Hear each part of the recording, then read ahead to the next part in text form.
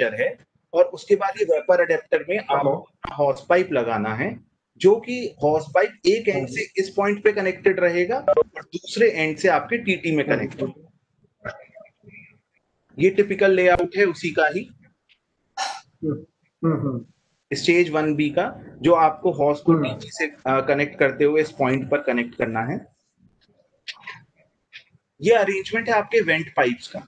अब went pipe में आपका एक मैनीफोल्ड लगाया गया है, ये आप मैनीफोल्ड देख पा रहे होंगे, और इसमें एक कॉपर ट्यूब को लेकर एक प्रेशर स्विच का अरेंजमेंट प्रोवाइड किया गया है।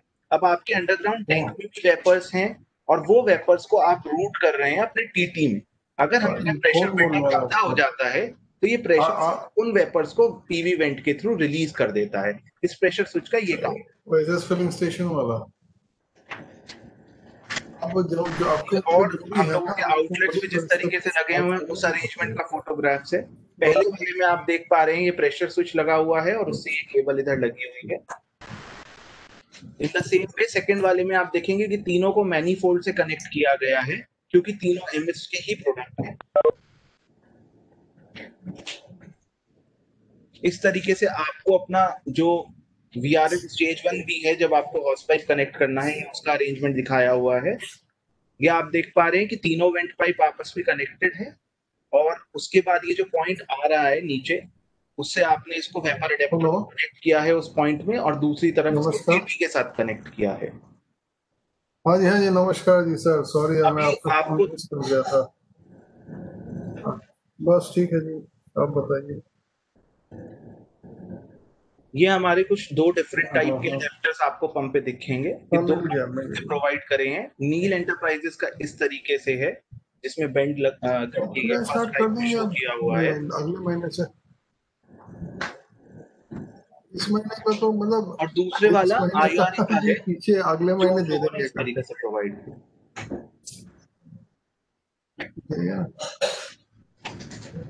ये आपका नीचे जो आपका स्टेज 1B है, उसमें आपका एक वॉल्व रहता है।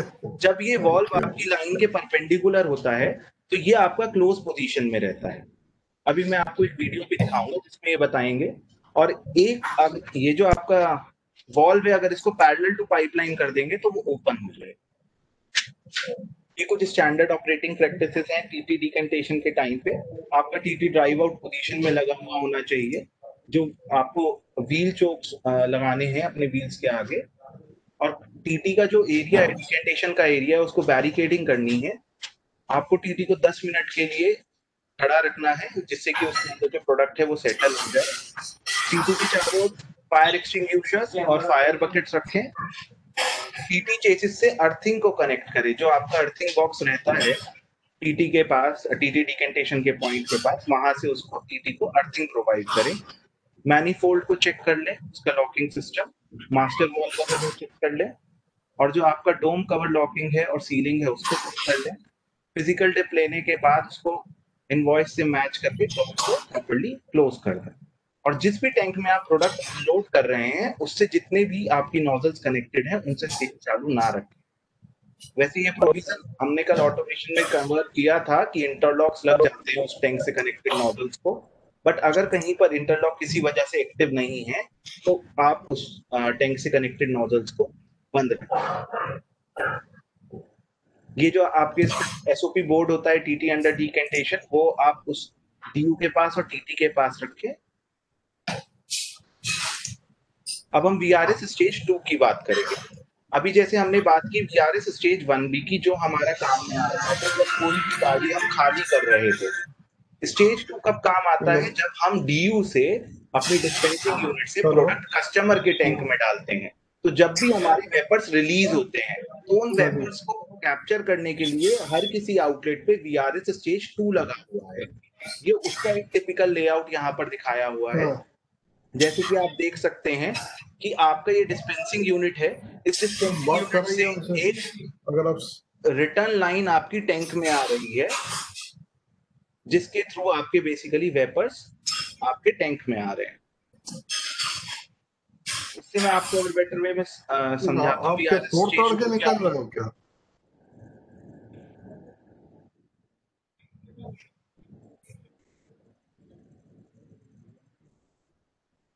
नहीं नहीं, या आपके जितने भी मतलब वहां आप पर डीयू लगे हुए हैं उन नहीं नहीं, डीयूज में आप मॉडिफिकेशन बाकी चीज किया तोड़ गया के है थोड़ी और निकालोगे वहां सर। से एक पाइपलाइन आपके वीआरएस पंप में जा रही तो है, आप जिस तरीके जो से कि बोल रहे हो वेपर्स उसमें को पूरा कि कैप्चर हम तोड़ करके। तोड़ के निकाल ले, जैसे निकाल ले। तो चिकी sir, may I request you to please तो put on mute? सर,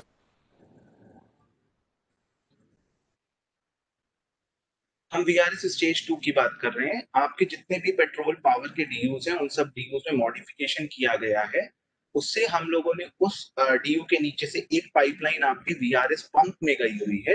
ये पाइपलाइन आपकी वीआरएस पंप में जा रही है और वीआरएस पंप से आपकी एक पाइपलाइन टैंक में जा रही है, अंडरग्राउंड टैंक। इन दोनों पाइपलाइन के बीच में एक ड्रेन चेक वाल्व लगा हुआ है। अगर बाई चांस आपका कोई लिक्विड पाइपलाइन में बन जाता है तो वो उस ड्रेन चेक वाल्व के थ्रू आपका टैंक में आ जाता है और मोटर की तरफ नहीं जाता है। तो सभी पंपों पे वीआरएस स्टेज 2 की मोटर्स लगी हुई हैं। वहां पर ही आपका वेपर इकट्ठा होके आपका ये पूरा टैंक में जा रहा है। अभी मैं आपको एक वीडियो दिखाता हूँ जिसमें कि इस तरीके के बॉक्स आपके यहाँ पंप पे लगे हुए हैं, जो कि वीआरएस स्टेज 2 के लिए लगे हुए हैं।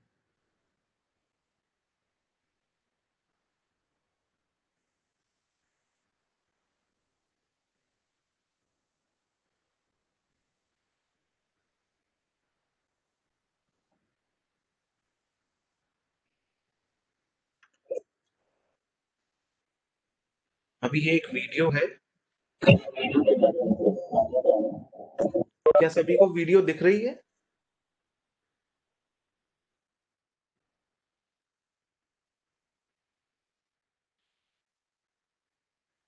क्या मेरी आवाज आ रही है? ये वीडियो की स्क्रीन आपको दिखाई दे रही है क्या? Yes sir. दिखाई दे रही है।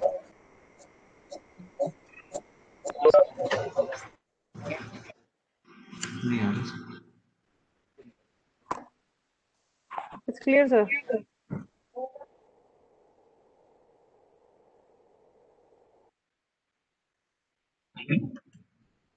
ठीक है, ये वीडियो हम किसी और माध्यम से आपके साथ शेयर करेंगे। ये था आपका वीआरएस के बारे में।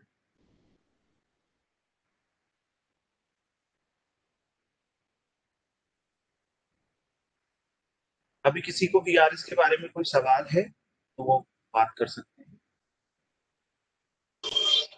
हेलो। हाँ जी। सर, ये वीआरएस में बीप की आवाज बहुत ज्यादा आ रही है। उसको फिर हमने सर ने बताया था कि उसको ऑफ करके फिर ऑन करो, तो ये किस कारण से हो रहा है? किसकी आवाज बहुत ज्यादा आ रही है? वीआरएस में जो बैल की आवाज है। जो आपकी जो मोटर लगी हुई है उससे आवाज ज्यादा आ रही है? हाँ, वो बैल आती है उसमें। हाँ जी। जो बैल लगी हुई है उसमें कोई भी फॉल्ट होता है तो बैल जो बजती है। हाँ, वेपर अलार्म आता है, वो जो इलेक्ट्रिकल रूम हाँ में एक जी, सिस्टम रहता है उसमें। बिल्कुल बिल्कुल। वो मतलब काफी दिन में एक बार तो साउंड कर ही लेता है वो। आपको ईमेल आईडी पता है जहां पर आपको कंप्लेन लॉग करनी है? नहीं सर, इसका तो वीआरएस को तो नहीं पता, बाकी तो पता हुआ है। उनकी ईमेल आईडी है support_india@uberfs.com। मैं चैट बॉक्स में भी लिख देता हूँ। Okay sir. वहां पर आप इसका कंप्लेन लॉग कर दीजिए। वो वीआरएस वाली टीम आकर आप वो रिजॉल्व कर देगी अगर आपका कोई अलार्म नहीं, वगैरह है। उन उन उनसे मीटिंग हो चुकी थी, आपके इंजीनियर वहां पे आए भी थे। लेकिन उनको एक ही ऑप्शन दिया है कि तब भी अलार्म बजे तब इसका एक बार स्विच ऑफ करके फिर दोबारा ऑन कर दीजिए उसको। आप इस पे एक बार कंप्लेंट डाल दीजिए और हम लोगों को उस कंप्लेंट मैं को मैं मैं दीजिए। हाँ जी। मैं बताता हूँ इसका रीजन क्या है भूपेंद्र जी। हाँ जी एक्चुअली ना, जब भी आपकी लाइट जाती है ना, तो 3 फेज से सिंगल फेज में चला जाता है, क्योंकि बिल्कुल वीएचडी सर। बंद नहीं होता, तो 10-15 सेकंड लेता है। तो बिल्कुल सर। ऑन होता है ना, तो उसकी वजह से तो सिंगल फेज में वो वेपर अलार्म देने लग जाता है। तो आपको एक बार नहीं वो सर, बंद करके ऑन करना पड़ेगा। अलार्म की कोई बात नहीं, लेकिन इसमें कोई इंटरनल कोई फॉल्ट तो नहीं हो सकता ना उसमें, बस मैं ये जानना चाह रहा हूँ। नहीं नहीं, इंटरनल फॉल्ट इंटरनल नहीं। जैसे जैसे भी लाइट जाए आप एक बार चेक कर लो उसको, उसको बंद करके ऑन करना पड़ेगा। अभी के लिए तो वही सॉल्यूशन दिया गया है उन्होंने ना। Okay sir, okay sir, okay sir, thank you. Hello sir मेरे पेट्रोल पंप पे जब से वीआरएस पेट्रोल बहुत ज्यादा घट रहा है। हेलो हेलो, सर मेरे पेट्रोल पंप पे जब से वीआरएस लगाए सर पेट्रोल बहुत अधिक घट रहा है। कौन बात कर हेलो रहे हैं? आप अपना नाम तो बताएं पहले, और कहाँ से बात प्रवीण कर रहे कुमार हैं? बोल मेरा रहा था नाम शीतला मनोज फिल्म जैन से। है। मेरा पेट्रोल पंप कपूरचंद सतेंद्र हेलो भालोड डिस्ट्रिक्ट रोहतक है सर। हाँ जी, सर शीतला फिलिंग मैंने मेल स्टेशन भी से कर बोल दिया। रहा था प्रवीण कुमार। जी बताइए। सर मेरे सर है ना ये पेट्रोल बहुत ऑटोमेशन घट की रहा है। प्रॉब्लम है सर मेरे को। हेलो हेलो, सर जी, मेरे को है ना ऑटोमेशन की प्रॉब्लम है। ऑटोमेशन की प्रॉब्लम है? जी जी बताइए, क्या प्रॉब्लम है? सर, जब मेरी सप्लाई की गाड़ी आती है ना, तो उस टाइम है ना मैं मान लो HSD लेके आता हूँ।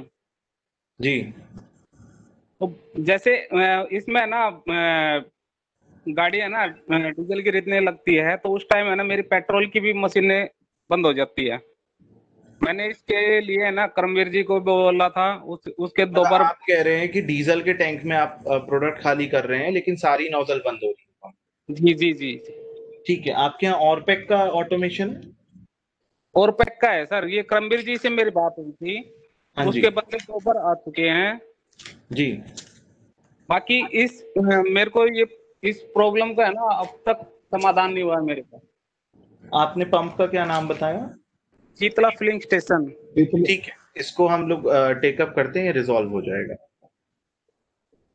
सर जी ऐसा है ना, पेट्रोल की मेरी सेल है ना वो रुक जाती है। पेट्रोल रुकता है तो उस टाइम है ना डीजल की मेरी सेल रुक जाती है। ओके, परवीन, इसका मैं अभी के लिए तो लॉक हटा दूंगा, बट मैं कल इंजीनियर विजिट करवा दूंगा इसको। हाँ करवा दो अंकित सर, क्यों ये है ना मैं 2 बार बुला लिए, वो उसके बाद भी सोल्व नहीं हुआ मेरा। आप नहीं, आप एक बात बताओ ना, आपने कंप्लेन लॉग नहीं की ना, आपने मेरे को तो बताया ही नहीं ये चीज। सर जी मैं आप डायरेक्ट उनको फोन मत करो ना। आपको मैं वैसे ये बहुत हो बार जाएगा काम कल। कर देता हूँ। नहीं, कल कल हो जाएगा ये। ठीक है सर, ठीक है सर, थैंक यू। सर मैं मनोज जैन कपूरचंद सतेंद्र भालोड हाँ जी। रोहतक। सर जब से मेरा वीआरएस लगा है पेट्रोल बहुत तेजी से घट रहा है। वीआरएस 700 से पेट्रोल में घटने का तो कोई रिलेशन नहीं है, क्योंकि सर कोई ना कोई कमी तो है सर। पेट्रोल घट रहा है, आप चेक कराइए। मेल कर चुका हूँ कंपनी को, सेल्स ऑफिसर साहब को बोल चुका हूँ, कंपनी में जगह जगह मेल कर दिया सर, कोई सोल्यूशन नहीं हुआ। ठीक है, हम इसको चेक कराते हैं, आपके सेल्स ऑफिसर से बात करते हैं इसके बाद। Thank you sir.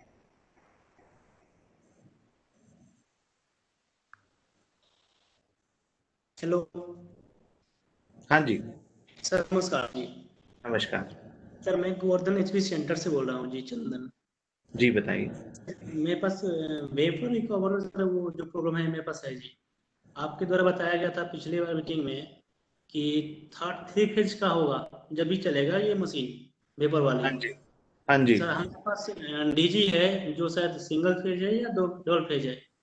जी, वो सर जब भी डीजी से हम चलाते हैं पेट्रोल, यानी कि हाँ लाइट जी। नहीं है और हम डीजी से डाल रहे हैं पेट्रोल फ्यूल कर रहे हैं, तो हमारी वो मशीन वेपर भी चलती नहीं है जी। इसके लिए कंपनी ने वीएफडी लगाए हैं, आपके यहाँ वीएफडी फिर नहीं लगा होगा, वो हम लगवा दें। सर जब तक पेमेंट करें तो नहीं चलेगा आपका sir machine. Generator single phase है, सप्लाई 3 फेज है, आप ये बोल रहे हैं ना? हाँ जी, हाँ जी, हाँ जी।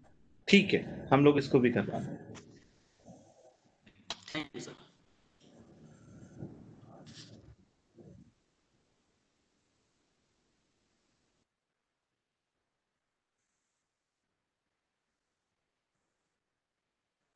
किसी और को?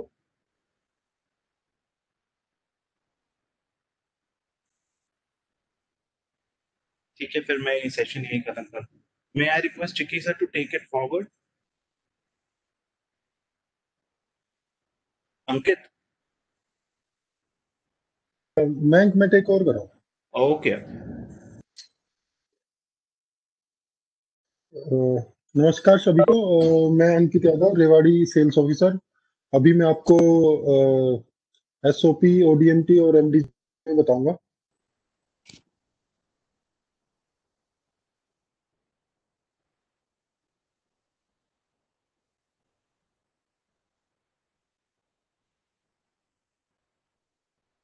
मेरी स्क्रीन विजिबल है सबको?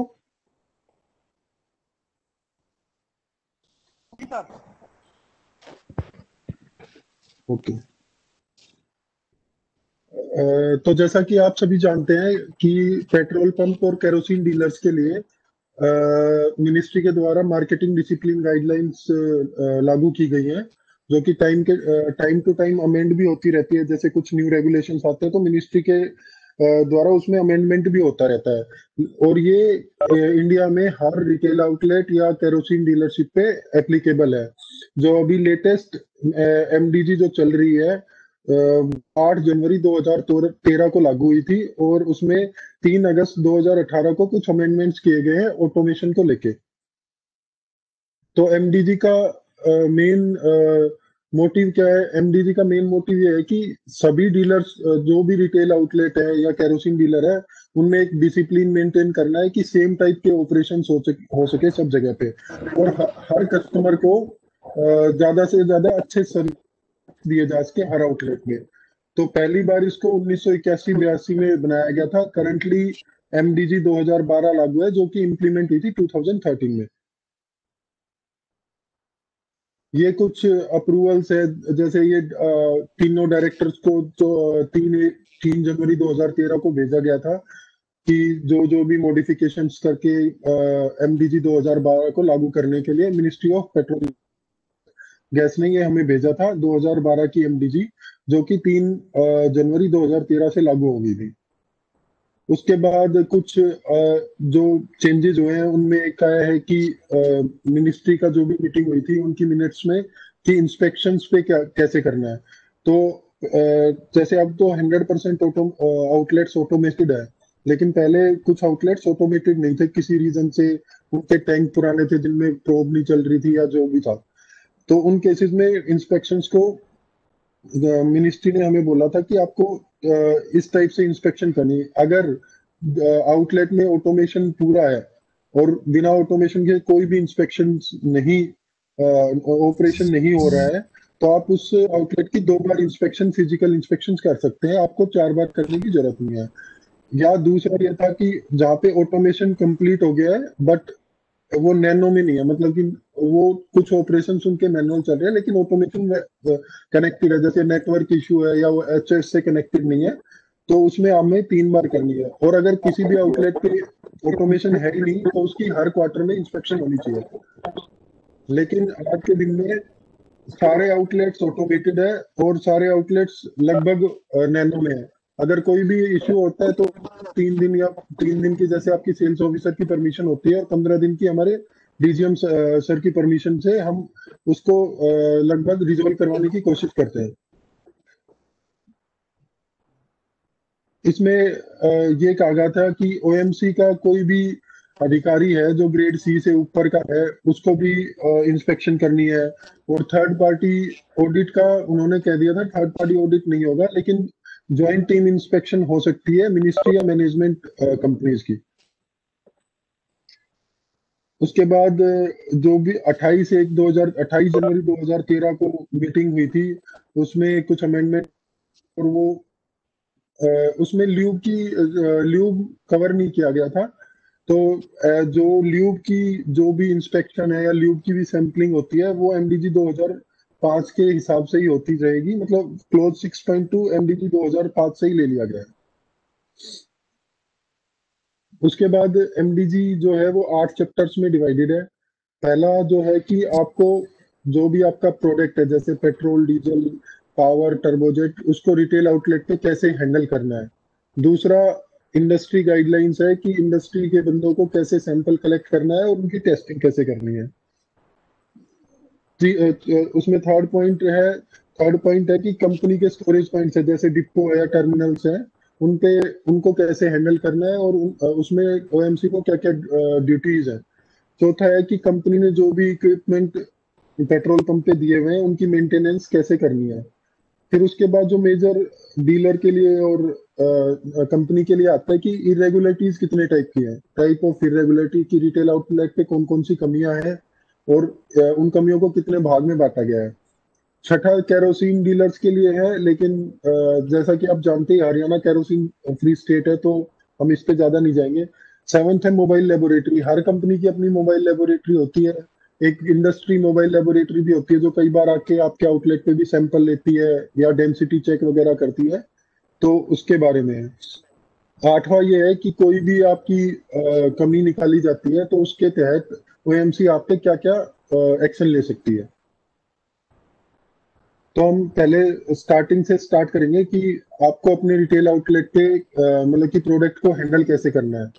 तो जैसे रिसीट ऑफ प्रोडक्ट है, आपने प्रोडक्ट रिसीव किया तो उसका एक स्टेप बाय स्टेप एक्टिविटी है जो आपको दी गई है कि टैंकर की जो टीटी रिसीट एंट्री है। मैंने देखा है कि कई लोग जो टीटी रिसीट एंट्री को फॉलो नहीं करते, जो 20 उसमें 20 सीरियल नंबर है कि 20 स्टेप है कि आपको टीटी को ड्राई आउट पोजीशन में लगाना है, फिर उसकी अर्थिंग करनी है, फिर आपको उसको थोड़ा टाइम देना है साइकिल होने के लिए। उसके बाद लाइक अब न्यू सिस्टम आ गया है VRS1B का कनेक्शन भी आपको करना है, तो वो सारा स्टेप बाय स्टेप आपको वो करना है। उसके बाद डिकेंटेशन होने के बाद आपको चेक करना है। उसके बाद स्टॉक एंड प्राइस कंट्रोल, आपको डेली सुबह जब भी आपकी शिफ्ट चेंज होती है, जब भी आप DSR भरते हो, तो आपको अपने स्टॉक और प्राइस को स्टॉक बोर्ड पे डिस्प्ले करना है कि आपके पास पेट्रोल का मॉर्निंग स्टॉक क्या है, आपके पास उस दिन का प्राइस क्या है, जितने भी प्रोडक्ट है उनका। इवन आप अगर ल्यूब्स है तो ल्यूब्स का भी आपको मेंशन करना है। उसके बाद क्वालिटी और क्वांटिटी कंट्रोल मेजर्स में क्या है कि आपको इवन स्टॉक बोर्ड के साथ आपको डेंसिटी बोर्ड भी होना चाहिए जिसमें सुबह की डेंसिटी लिखी जानी चाहिए।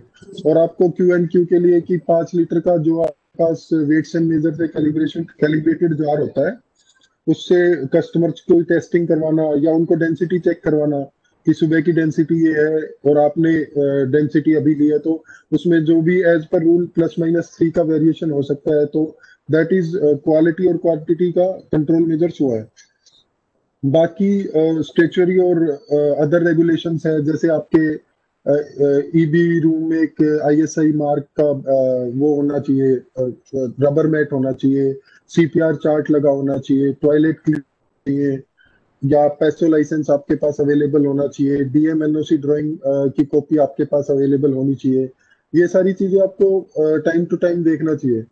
उसके बाद होता है कस्टमर सर्विस और जनरल एमिनिटीज। कस्टमर सर्विसेज में क्या आता है, फ्री एयर आता है, आपका फ्री वाटर आता है, फ्री टॉयलेट आता है, और आपको अगर कोई कस्टमर कंप्लेन या सजेशन लिखना चाहे तो कंप्लेन और सजेशन बुक भी आपको प्रोवाइड करनी है।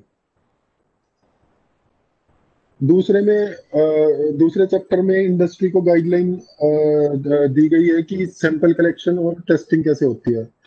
तो एक तो सप्लाई लोकेशन पे हम जैसे हमारा डिपो या टर्मिनल सुबह स्टार्ट होता है तो रेगुलर इंटरवल पे या टैंक चेंज के हिसाब से डिपो अपने सैंपल मेंटेन करके रखता है 1 महीने तक। डीलर को भी ऐसे ही करना है। डीलर को अपने लास्ट 2 सप्लाई के पेट्रोल के और लास्ट 2 सप्लाई के डीजल के सैंपल भी हमेशा स्टोर करके रखने हैं, और वो हर टैंक वाइज होने चाहिए। जैसा कि आपके पास अगर पेट्रोल के 2 टैंक है तो दोनों टैंकों के लास्ट 2 सप्लाई जो भी आपने खाली की है उसके सैंपल रखने हैं। और पर जो भी आपकी गाड़ी आती है पर लोड, आपको पेट्रोल टैंक के हिसाब से पर पेट्रोल टैंक से 4 सैंपल रखने हैं अपने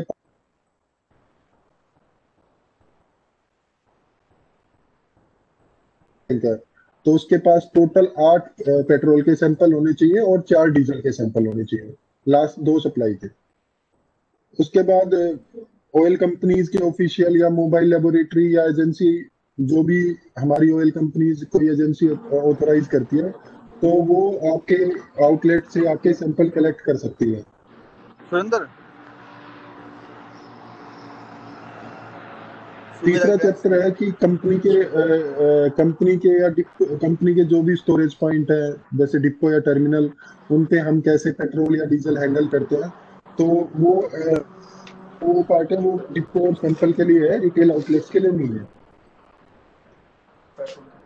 चैप्टर 4 है कि आपको कंपनी के इक्विपमेंट्स जो भी आपको प्रोवाइड किए हैं कई आउटलेट पे, तो उनकी मेंटेनेंस तो जो जो इक्विपमेंट ऑयल कंपनी ने आपको दिए हैं, जैसे DU है या टैंक है या STP मोटर है या EB पैनल रूम है, EB पैनल है, जो भी है वो ऑयल कंपनी मेंटेन करेगी और उसकी रिस्पॉन्सिबिलिटी मतलब की रिस्पॉन्सिबिलिटी भी कंपनी की होगी मेंटेनेंस की, लेकिन डीलर को इंश्योर करना है कि उसकी प्रॉपर हैंडलिंग होनी चाहिए। जैसे आप DU का मेंटेनेंस सही से रख रहे हैं, उसकी सफाई वगैरह सही हो रही है, उसमें कोई लीकेज वगैरह नहीं है। अगर लीकेज वगैरह है तो आप अपने सेल्स ऑफिसर को बता सकते हैं या कंप्लेन लोग कर सकते हैं, वो कर दिया जाएगा। और जो डीलर के इक्विपमेंट्स होते हैं, जैसे मान लो कंपनी ओन्ड आउटलेट है जहाँ पे डीलर सिर्फ या वाटर कूलर प्रोवाइड करता है, तो एयर टावर की मेंटेनेंस डीलर की जिम्मेवारी है और वाटर विद RO फिल्टर की जिम्मेवारी डीलर की है। उसके बाद आता है कि डिफेक्टिव DU पाइपलाइन और टैंक। अगर आपकी मशीन में पाइपलाइन या टैंक में कोई भी लीकेज है या कोई डिफेक्ट है तो उसको ऑयल कंपनी अपने आप सही करेगी। आपको अपने कंसर्न रोम्स में कंप्लेंट डालनी है और कंसर्न सेल्स ऑफिसर को बता देना है। अगर अगर पानी आपके टैंक में है तो आप जल्द से जल्द बताएं, क्योंकि आपको पता ही है जैसे पेट्रोल टैंक में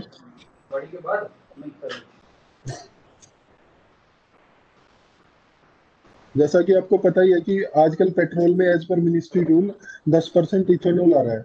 तो अगर आपके MS टैंक में थोड़ा भी पानी चला गया तो इथेनॉल अलग हो जाता है, इथेनॉल पानी के साथ मिल जाता है और पेट्रोल से अलग हो जाता है। तो वो मतलब सेटल हो जाएगा नीचे हैवियर होने के कारण और आपका प्रोडक्ट खराब हो सकता है।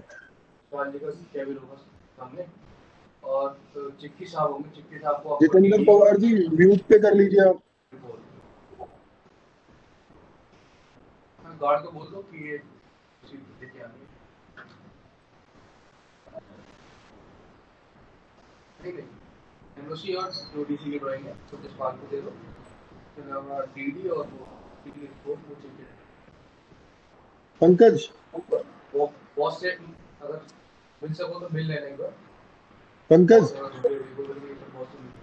आवाज आ रही है, ठीक है। और वो पूछेंगे कि NOC का क्या कब है, तो PR का CLU और वो कब आया था, फॉरेस्ट की फाइनल अभी आई है ना 2-3 दिन पहले, और 22 तारीख को। सर आप बताते रहे, समझ आ रहा है, बहुत बढ़िया। 1 मिनट रुकिए, मैं पंकज से म्यूट करवाता हूँ। और ये CLU ये भी अभी आया है। जितेंद्र पवार जी काइंडली म्यूट कर लीजिए अपना।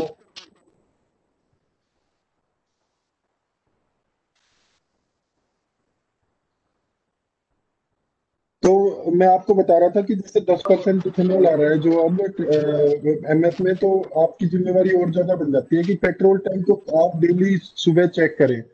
आप उसकी वाटर डिप लेके चेक करें, अगर उसमें थोड़ा बहुत भी पानी है तो आप उसको जल्दी से जल्दी साफ करवाएं।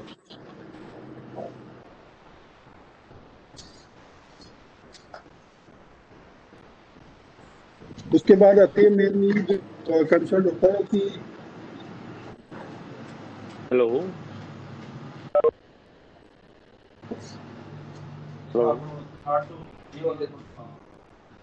22 किलो की 828 सुबह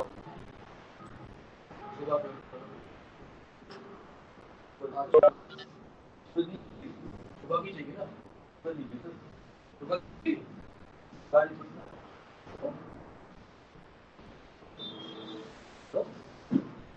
पंकज म्यूट करना, म्यूट म्यूट।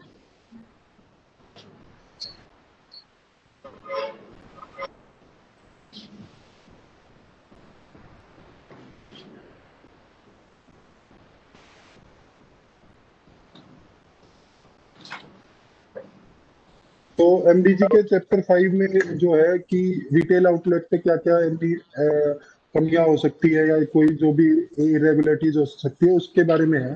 पहला है कि मिलावट हो रही है, या आपकी किसी नोजल में शॉर्ट डिलीवरी आ रही है या एक्सेस डिलीवरी आ रही है, या जो वेट्स एंड मेजर की सील है वो टेम्पर्ड है या टूटी हुई है, या आपकी मशीन भी एडिशनल फिटिंग है, इवन चाहे वो आपने एक लाइट के कनेक्शन के लिए की हुई हो या किसी के भी लिए की हुई हो, या आपके जो टैंक है उनके बीच में इंटरकनेक्शन है या एज पर आपका मतलब कि जो कंपनी के द्वारा प्रोडक्ट दिया गया है उसके अलावा कोई और प्रोडक्ट है आपके पास जो आप बेच रहे हैं, या आपके आउटलेट पे कोई ऐसा टीटी मतलब कि टैंकर ट्रक खाली हो रहा है जो आपने इन्वॉइस कंपनी से नहीं करवाई है और बाहर से आप उसको डिपेंड कर रहे हो, या डीलर ने रिफ्यूज कर दिया है किसी को सैंपल लेने के लिए या इंस्पेक्शन करने के लिए।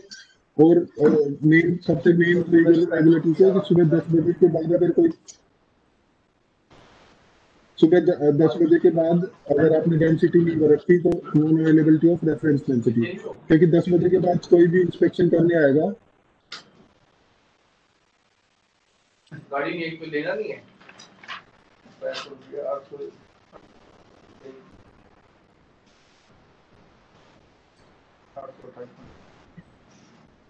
हेलो, उनका जो जितेंद्र पवार जी थोड़े साथ बैठे थे। अरे पुराना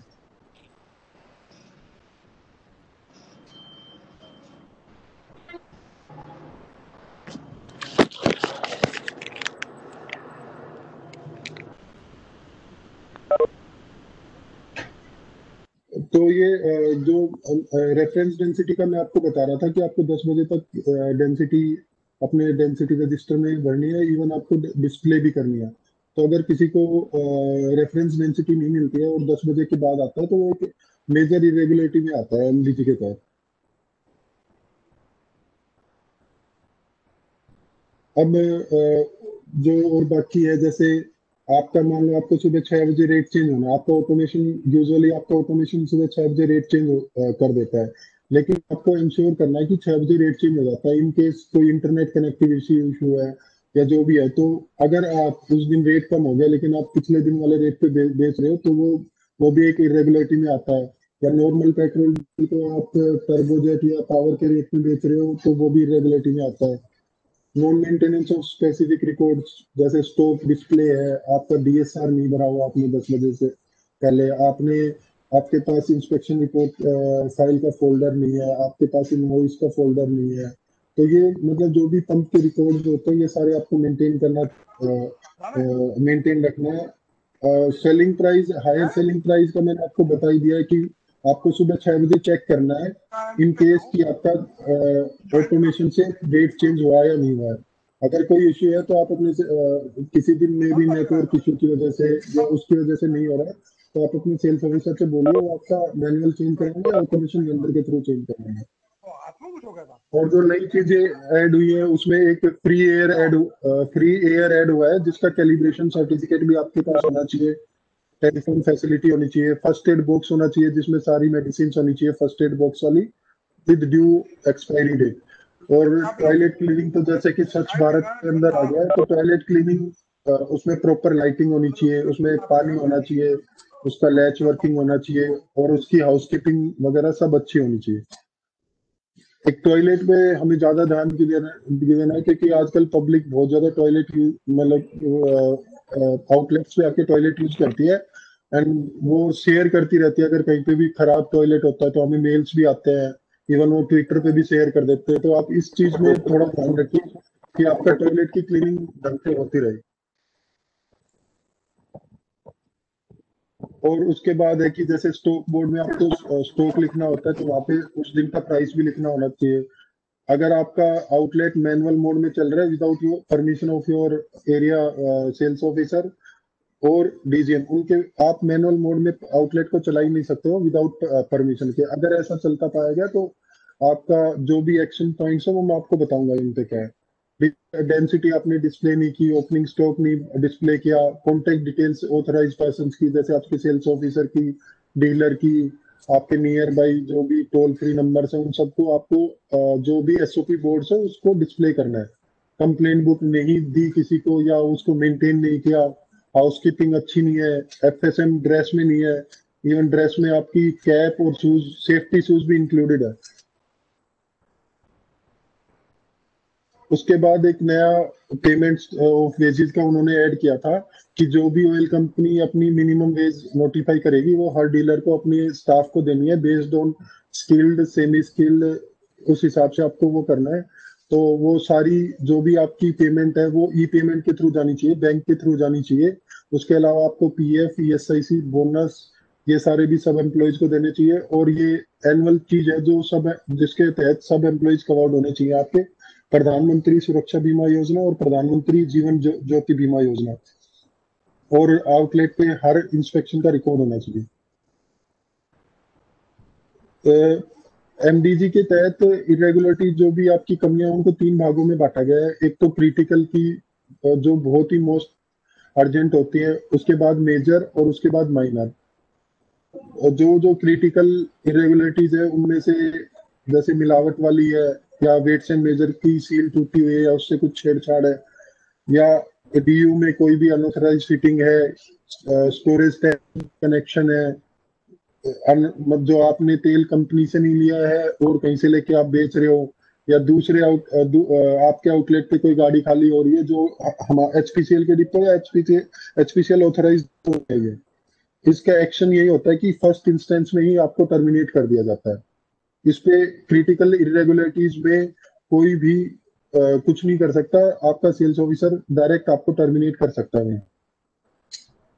उसके बाद क्रिटिकल इरेगुलरिटीज में जैसे डीयू में टेम्परिंग का केस है, या डीयू में कोई भी फिटिंग करवा रखी है, जैसे अभी आंध्र प्रदेश में केस निकला था कि उन्होंने डिस्प्ले में वो कर रखा है, या आपने डिस्पेंसिंग यूनिट से कुछ निकाल लिया है, पल्सर यूनिट में चेंजेस करवा लिया हो, तो उसमें हम वही हमारे जैसे गिलबर्गो या मिडको का जो भी ऑफिस है उनसे भी कंसल्ट करेंगे। बट क्रिटिकल इरेगुलरिटीज में फर्स्ट इंस्टेंस में ही टर्मिनेशन ऑफ द आउटलेट है।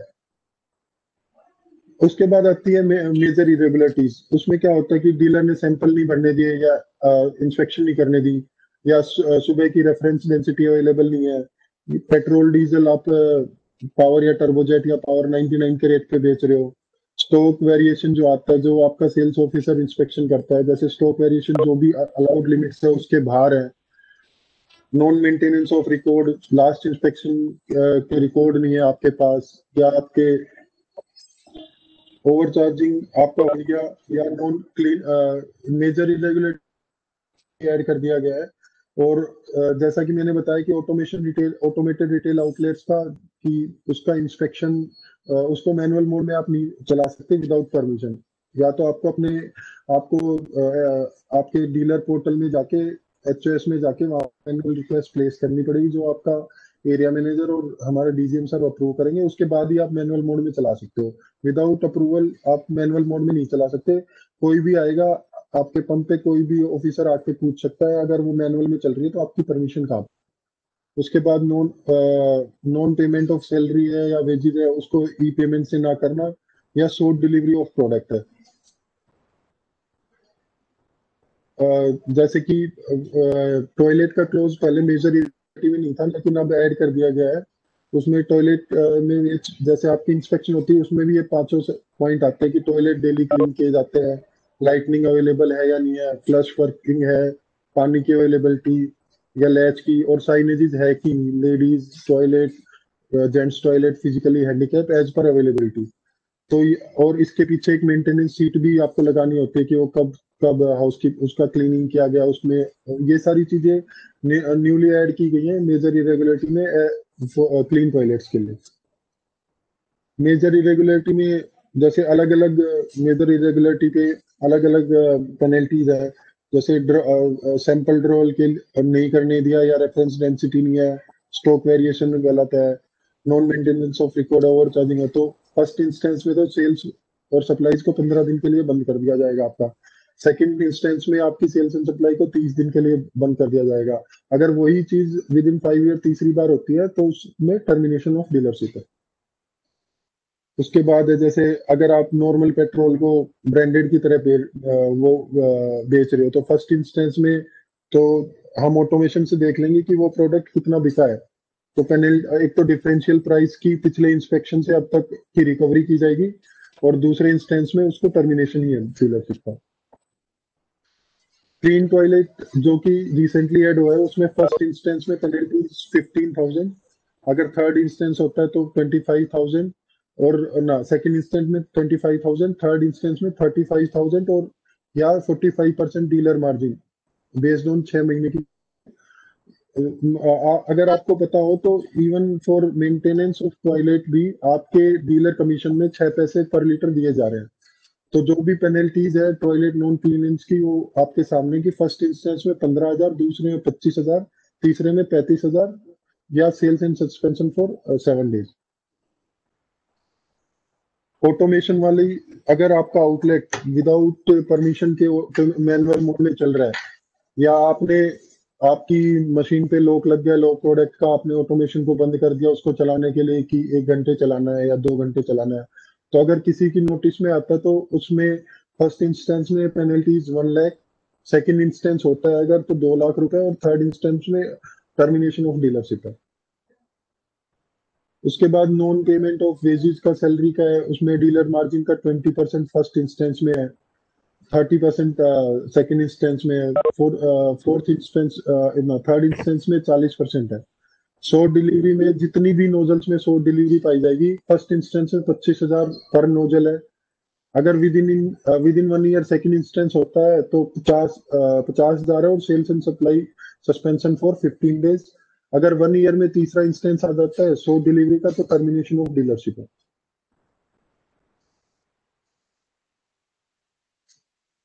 उसके बाद माइनर इरेगुलरिटीज है कि आप पंप के कोई भी रिकॉर्ड नहीं मेंटेन कर रहे हैं, जैसे इंस्पेक्शन रिपोर्ट फाइल है, इनवॉइस फाइल है, आपकी अर्थ फिट कैलिब्रेशन फाइल है, या सेफ्टी इंस्पेक्शन फाइल है, तो वो होनी चाहिए।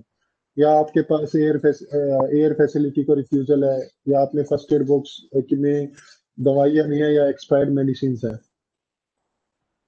उसके बाद आपने सुबह उस दिन का रेट नहीं डिस्प्ले कर रखा, या डेंसिटी ओपनिंग स्टॉक नहीं लिख रखा, आपने किसी को कंप्लेंट बुक नहीं दी है, आपकी हाउसकीपिंग पुअर है, या आपके एफएसएम है या डीएसएम है वो ड्रेस यूनिफॉर्म में नहीं है, तो इनमें फर्स्ट इंस्टेंस में तो वार्निंग लेटर देते हैं हम, सेकंड इंस्टेंस में 10,000 रुपीज पर जितनी भी इरेगुलरिटी होंगी उसके हर इरेगुलरिटी पे 10,000 रुपए फाइन है, और थर्ड इंस्टेंस में 25,000 रुपए पर इरेगुलरिटी में फाइन। और कुछ जैसे अमेंडमेंट्स हुए हैं एमडीजी 2012 में भी, तो उनमें में जैसा कि सबसे मेजर तो यही है कि कोई भी डीलर मैनुअल मोड में चला रहा है पंप को विदाउट ऑथराइजेशन, ये, और आपने स्टॉक बोर्ड नहीं बनवा आप डिस्प्ले कर रहे हो आपकी डेंसिटी सुबह की, या ओपनिंग स्टॉक, या जीरो इंश्योरिंग जीरो जो आपकी मशीन पे लगा होता है कि कृपया जीरो को देखिए, वो वाला नहीं लिखा हुआ, और हर नोजल पे प्रोडक्ट का नाम नहीं लिखा हुआ, जैसे एमएस डीजल जो भी है। उसके बाद यूनिफॉर्म में, अगर आपके सेल्समैन यूनिफॉर्म में नहीं है, या वो वेजेस नहीं पहने हुए, या सेफ्टी शूज नहीं पहने हुए, कैप नहीं पहने हुए, ऐसे कुछ जिनमें sales and supplies on the spot suspend कर दी जाएगी। उनमें कुछ है कि आपके पास स्टॉक ज्यादा है, मींस आपको जब भी स्टॉक वेरिएशन आता है, जब आप मीटर रीडिंग की सेल्स निकालेंगे या डिप की सेल्स निकालेंगे, और उसका अगर पॉजिटिव आता है वेरिएशन, तो उस केस में आपकी सेल्स एंड सप्लाई बंद हो जाएगी। या सुबह 10 बजे तक आपने डेंसिटी नहीं फिल की है, या डेंसिटी फेलियर में हो गया, सस्पेक्टेड अडल्ट्रेशन हो गया। जैसे पेट्रोल के लिए हम फिल्टर पेपर टेस्ट करते हैं, अगर फिल्टर हो गया, या मोबाइल लैब आपके पंप पे आके क्लिनिकल टेस्ट करती है, उसमें फेल हो गया, तो उसमें आपकी सेल्स एंड सप्लाई सस्पेंड हो जाएगी 15 दिन के लिए। पर्सनल हियरिंग हम देते हैं कि जोनल हेड एक बार किसी भी in case of major irregularity या क्रिटिकल में जोनल हेड एक कमेटी अपॉइंट करते हैं, तो उनको पर्सनल हियरिंग के लिए बुलाया जाता है। उसके बाद एक या उनके नॉमिनी नहीं आते हैं, अदरवाइज हम अपने एज पर एमडीजी एक्शन हम प्रोसीड कर जाते हैं। जैसा कि मैंने आपको बताया कि इम्पोर्टेंट पॉइंट जो वो है, जैसे कि किसी को भी एज पर क्लीन करनी है, तो डीलर को लास्ट 2 सप्लाई के सैंपल पर टैंक आपको रिटेन करके रखने हैं अपने आउटलेट पे, और आपको ये देखना है कि आप जो भी सैंपल भर रहे हैं आपका, जैसे कोई भी आपके आउटलेट पे सैंपलिंग करने आ रहा है तो आप उसका सैंपल नोजल से ही भरवा के दे रहे हैं। आपका सेल्स ऑफिसर आ रहा है या मोबाइल लैब आ रहा है तो उसका सैंपल आप नोजल से भरवा के दे रहे हैं। यहाँ पे रेसर 2 इतना मतलब पहले जो मशीन आती थी उसमें रेसर 2 के साथ भी प्रीमिक्स एमएस होता था, तो लेकिन वो अभी नहीं है। तो आप बस ये ध्यान रखें कि आपका जो भी सैंपल ले रहा है वो आपकी नोजल से ले रहा है।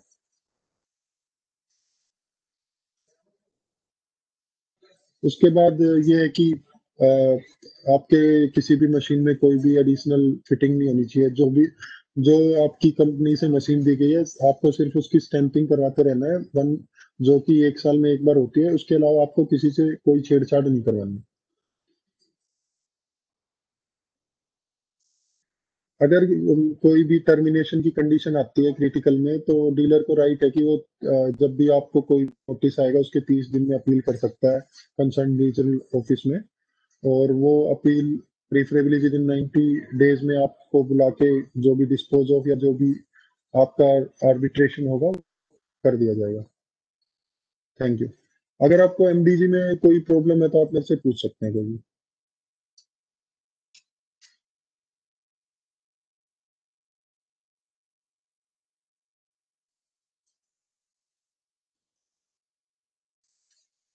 हेलो हेलो हाँ जी सर, एक आपने पॉइंट बोला था कि हाँ। टैंक में पानी पानी भर जाए या टैंक में पानी डिटेक्ट हो तो उसको निकालते कैसे है सर? यूजुअली आप अपने सेल्स ऑफिसर को बताएगा, वो लोकल वेंडर भेजेगा अपना जो भी रिपेयर एंड मेंटेनेंस का है, वो अच्छा हैंडपंप से निकालेगा वैसे उसका। हाँ जी, क्योंकि हम मोटर यूज नहीं कर सकते तो यूजुअली हैंडपंप से ही निकालना है। ओ,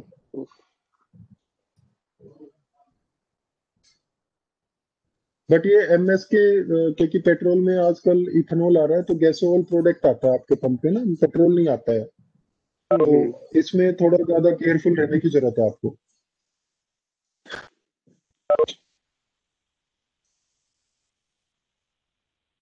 अंकित, इनको वाटर फाइंडिंग पेस्ट से चेक करने का थोड़ा सुझाव दे दो। हाँ, गैसोल का एक वाटर पेस्ट आता है, अलग आता है, जो पेट्रोल के वाटर पेस्ट से अलग आता है। वो कहीं भी अवेलेबल हो जाएगा आपको, जो भी आपका वेंडर है शहर में। तो कई लोग जो चेक कर रहे हैं आजकल वाटर पेस्ट गैसोल का अलग आता है, पेट्रोल का अलग आता है। ओके। बट आप लोग काफी लोग मैंने देखा है कि वो पेट्रोल वाला ही यूज करते हैं जो डिटेक्ट नहीं कर पाता है। तो गैसोहोल वाला वाटर पेस्ट जो है, जैसे जब भी आप मॉर्निंग में सुबह डिप लेते हो तो नीचे आपको डिप पे लगाना है, आपको टैंक में डालना है।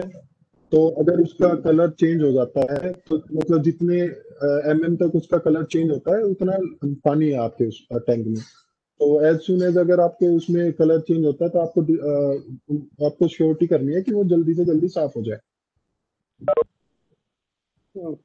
तो मेनली रीजन इसके ये होते हैं कि कई बार मैनुअल चैम्बर खुला रह जाता है आपके उससे मैनेजर से, बारिश के टाइम में थोड़ा ध्यान देने की जरूरत है। सर ये 1.5 आ रहा है सर, एक हमारे में 1.5 mm। हाँ जी 1.5 आ रहा है, जो वो कितने तक अलाउ है? जो 1.5 आ रहा है सर, वो कंप्यूटर में जो आता है ना स्क्रीन पे 1.5 mm आ रहा है। कंप्यूटर में तो प्रोब डली हुई है, लेकिन आप फिजिकल डिप से उसको वेरीफाई करवाइए, और अगर पानी है तो आप निकलवाइए अपने सेल्स ऑफिसर को बोल के, तो भेजेंगे किसी को रिपेयर मेंटेनेंस वेंडर को, और वो निकलवाएंगे पानी को। 1.5 आ रहा है सर उसमें, हमने दोनों बराबर है। नहीं, ऑटोमेशन में आ रहा है, आप एक बार फिजिकल डिप भी लगा के देखो अगर उसमें पानी दिखा रहा है या नहीं दिखा रहा है। अगर उसमें दिखा रहा है तो आपको उसको निकलवाना पड़ेगा। ठीक है सर। सर ये पेट्रोल और गैसोलीन में डिफरेंस क्या है? गैसोल जो है it is a mixture of petrol plus 10% of ethanol. मान लो हम अगर डिपो से आज के दिन में आपको 100 लीटर पेट्रोल 100 लीटर गैसोल दे रहे हैं, तो उसमें 90 लीटर हम एक मिक्सचर बनाते हैं, 90 लीटर पेट्रोल होता है उसमें, और 10 लीटर इथेनॉल मिला के मिक्स करके वो गैसोल देते हैं। अच्छा, तो जो मेनली उसका पर्पज ये है कि पोल्यूशन लेवल कम करता है गैसोल। ये टर्म जो यूज होगा ये सर पेट्रोल यूज होगा इसके लिए? हाँ जी। कितने के लिए है? हेलो। अच्छा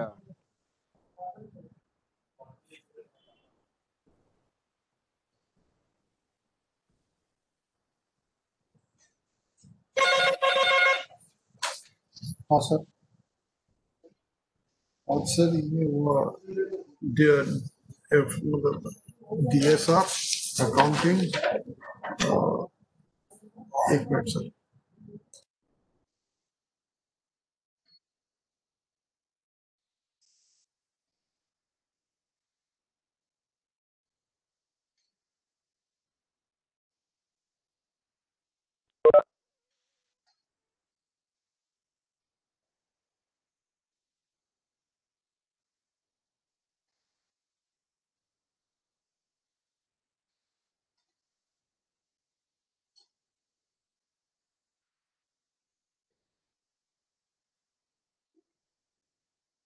अगर और किसी को कोई सवाल नहीं है तो हम नेक्स्ट पीपीटी पे जाते हैं।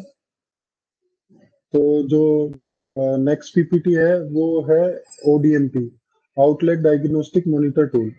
तो ये HPCL का एक अपना टूल है जिसके थ्रू हम जैसे किस साइट का कितना पोटेंशियल है, या उसमें हम चीजें डीलर से करवा के या कंपनी से करवा के हम और ज्यादा से ज्यादा वॉल्यूम गेन कर सकते हैं। यूजुअली हर साल हम इसमें 4-5 आउटलेट पर सेल्स एरिया रखते हैं ताकि हम उन पे फोकस कर सके, और मतलब डीलर के साथ बैठ के हमारे मार्केटिंग ऑफिसर, इंजीनियरिंग ऑफिसर, हम सारे एक साथ बैठ के कि हम किस वे में जाएं ताकि हमें और ज्यादा से ज्यादा वॉल्यूम गेन हो सके।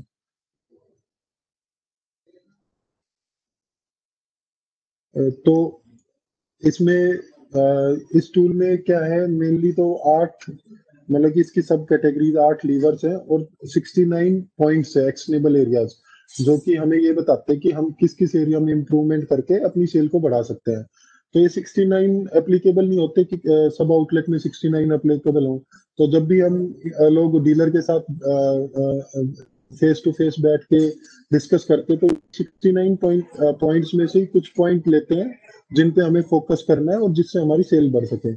तो मेथड तो इसका यही है कि आपका एरियाज ऑफ इम्प्रूवमेंट हम फाइंड आउट करें, जो भी एरियाज ऑफ इम्प्रूवमेंट है, चाहे कंपनी को करना है या डीलर को करना है या हमारी इंजीनियरिंग टीम को करना है, और ताकि हमारी एक्चुअल पोटेंशियल है, जो उस साइट की पोटेंशियल है, वो हम अचीव कर सके या उससे बेटर कर सके। रिटेल परफॉर्मेंस चेंज, आप जो भी आपके रिटेल आउटलेट की परफॉर्मेंस चेंज होती है उसमें ये सबसे की एट्रीब्यूट क्या होता है, सबसे पहला काम क्या होता है कि कस्टमर को ये नहीं पता है कि आउटलेट है, लेकिन कस्टमर को ये पता है कि किस आउटलेट की इमेज अच्छी है या उसकी रेपुटेशन अच्छी है, जो भी Q&Q के बेसिस पे है। तो सबसे पहला एट्रीब्यूट है कि कस्टमर को चूज करवाना कि कहाँ पे उसको अपना व्हीकल मतलब कि फ्यूल करना है या किस शॉप से खरीदना है।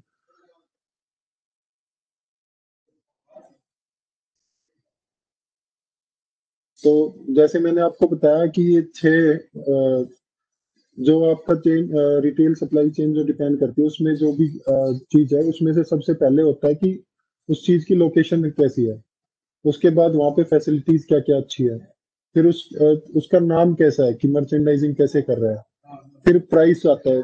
पर इनके पेट्रोल पंप के केस में तो हमारा प्राइस जैसे एक एरिया में तो सेम ही रहता है, लेकिन अगर वो डिस्ट्रिक्ट एरिया है, जैसे आज के दिन में राजस्थान और हरियाणा में 10 रुपए पर लीटर का फर्क है, तो प्राइसिंग भी काफी चेंज हो जाती है, प्राइसिंग पे भी काफी चीजें डिपेंड हो जाती है। उसके बाद ऑपरेशन आता है कि भाई आपका पंप पूरे 24 घंटे चल रहा है, कितने आदमी है। उसके बाद ब्रांड मतलब कि ब्रांड तो OMC ब्रांड है ही, जैसे HP का अपना ब्रांड है।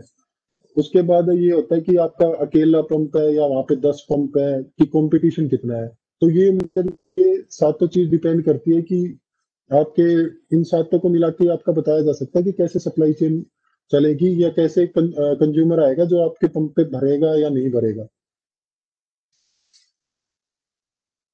तो ODMP में है, ये एक मार्केट इंटेलिजेंस टूल है, एक सिस्टम है जिसमें सारे एक्शनेबल पॉइंट्स लिखे हुए हैं। तो जो एक्शनेबल पॉइंट्स हमारी वॉल्यूम को बढ़ाएंगे या एक्चुअल वॉल्यूम को हमारे टारगेट करेंगे, तो वो उसमें सारे लिखे हुए हैं।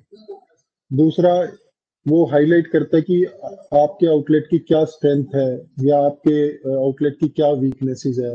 आपके साइड वाले आउटलेट ये कर रहे हैं, आप ये नहीं कर रहे हैं। वो आपको कैलकुलेट करके देगा कि आपके पेट्रोल डीजल की प्रोजेक्शंस कितनी है, आप उसके हिसाब से कर रहे हो या नहीं कर रहे हो, या आपको क्या और करना चाहिए कि आप जो भी प्रोजेक्शंस हैं उनको अचीव कर सके। आपको वो बताएगा कि आपको अपने ऑपरेशंस में चेंज करना है या कैपिटल इन्वेस्टमेंट में चेंज करना है, या कहाँ पे आपको कैपिटल गेन हो सकता है, या आप कहाँ पे रिडक्शन करके कहाँ पे बेटर सर्विसेज दे सकते हैं।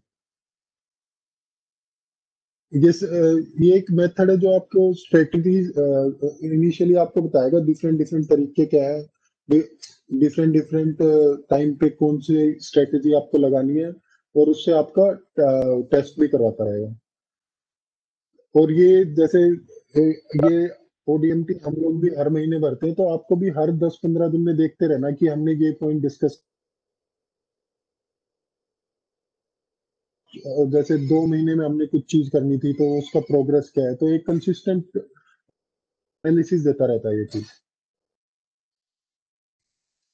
Helps in what if analysis मतलब कि ये टूल ये बताता है कि अगर ये होता तो क्या होता। अगर मान लो आपके पास कोई सिटी का आउटलेट है, वहां पे अगर नाइट्रोजन नहीं है, तो अगर नाइट्रोजन होगी तो हम क्या कितना एडिशनल वॉल्यूम होगा, बिना नाइट्रोजन के हमारा कितना वॉल्यूम है।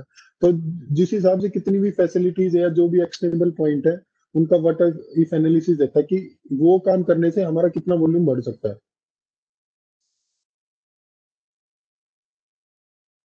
किसी भी जैसे ऑल ओवर इंडिया जितने भी आउटलेट है उनको हम 4 कैटेगरी में डिवाइड करते हैं।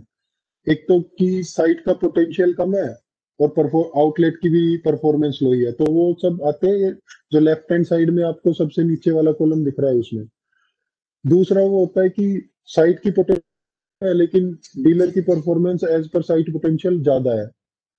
तीसरा आता है कि साइट की पोटेंशियल भी हाई है और डीलर की आउटलेट की पोटेंशियल भी हाई है।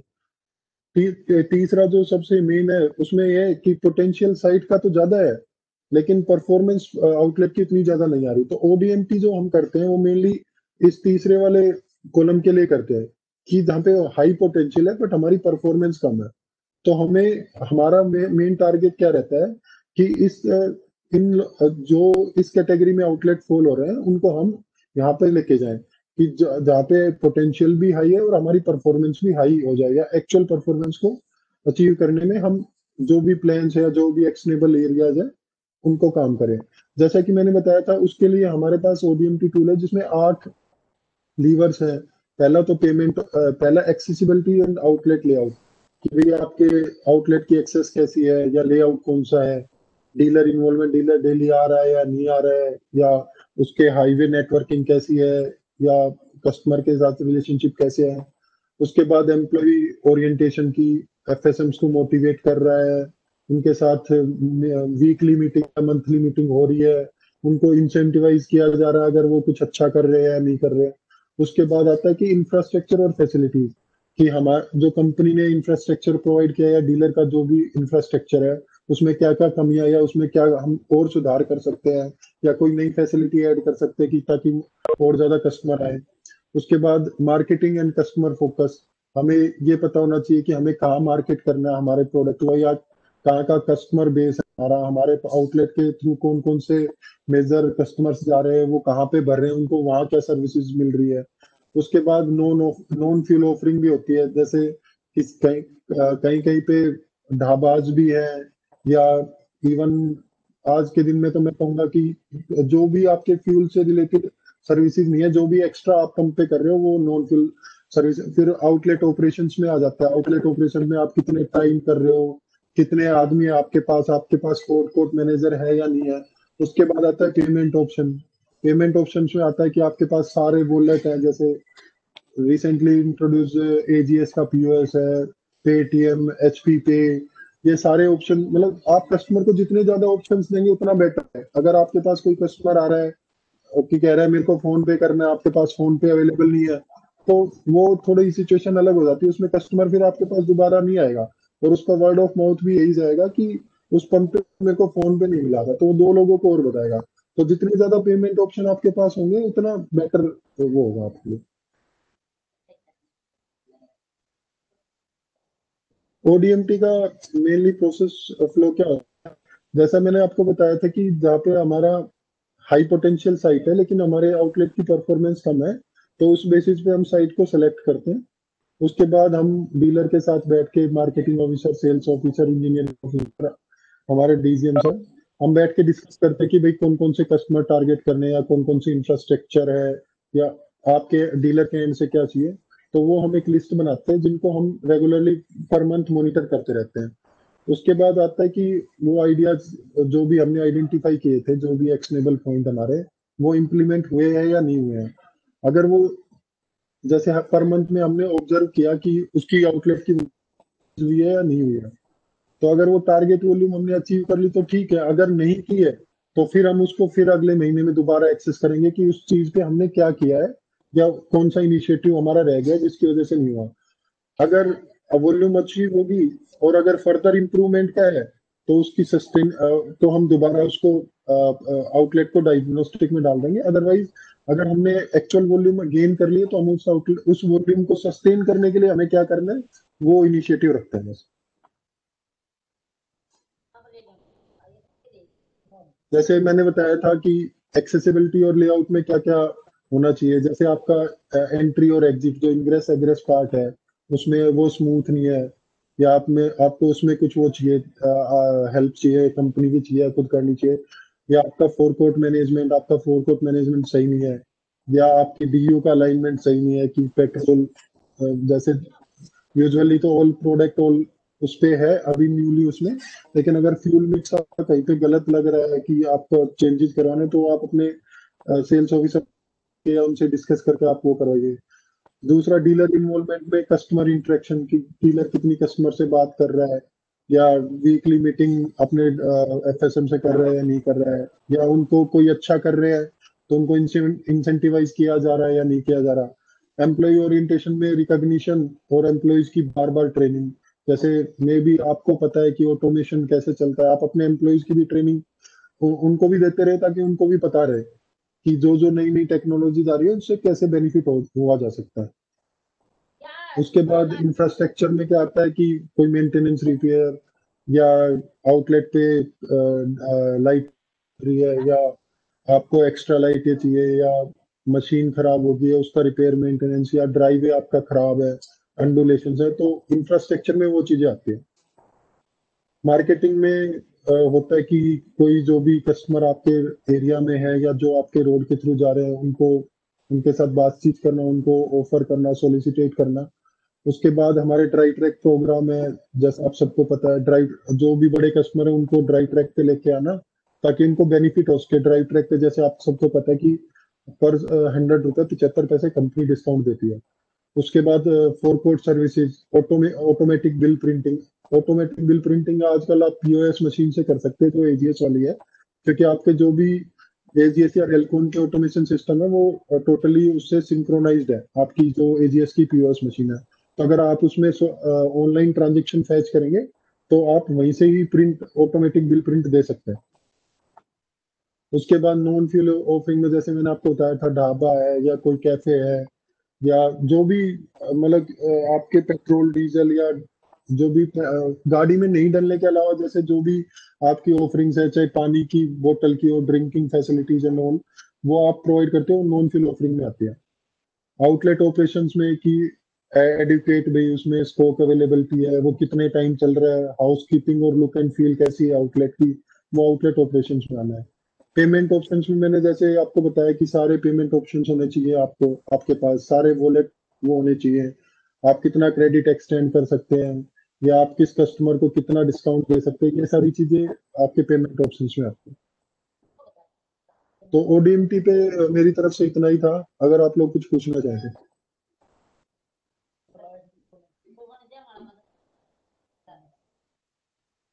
सर मेरा एक क्वेश्चन है, I am from Nawab fuel. ODM को इनिशिएट कराना है अगर मेरे फॉर्म पे, तो how do we go about it, कैसे उसको स्टार्ट करेंगे हम?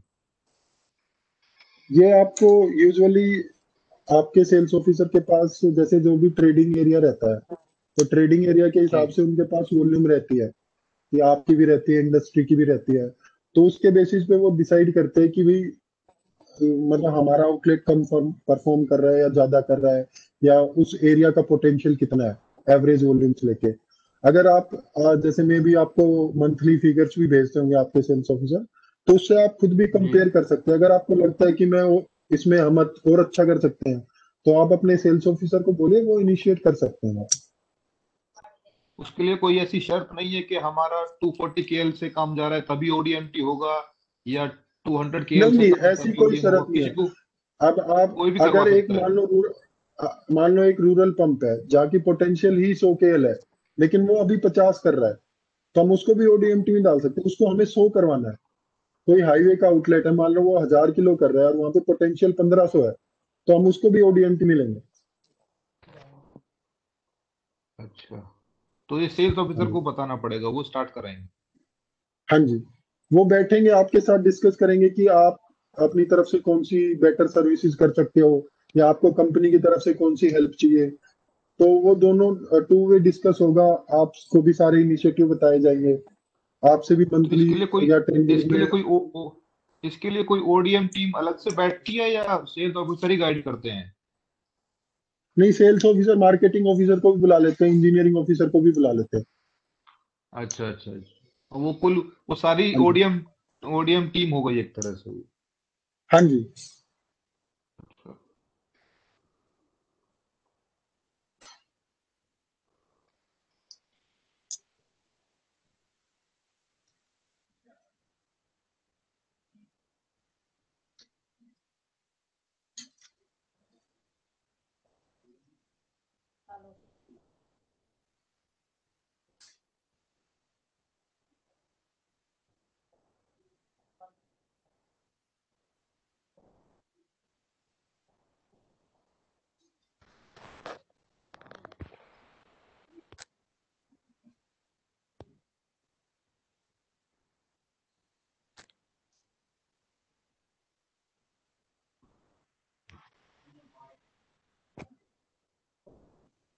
अगर किसी के पास क्वेश्चन नहीं है तो मैं अपनी नेक्स्ट पीपीटी जो है वो एसओपी पे है, जो भी स्टैंडर्ड ऑपरेटिंग प्रोसीजर्स आपको फॉलो करने हैं आपके आउटलेट के ऑपरेशंस के लिए, या जिनके लिए भी उनका एक सेट रूल होता है। जैसे आप पीपीटी कैलकुलेशन का है, या आपका सुबह स्टॉक अपडेट करने का है, तो वो सारे स्टैंडर्ड ऑपरेटिंग प्रोसीजर्स में आते हैं।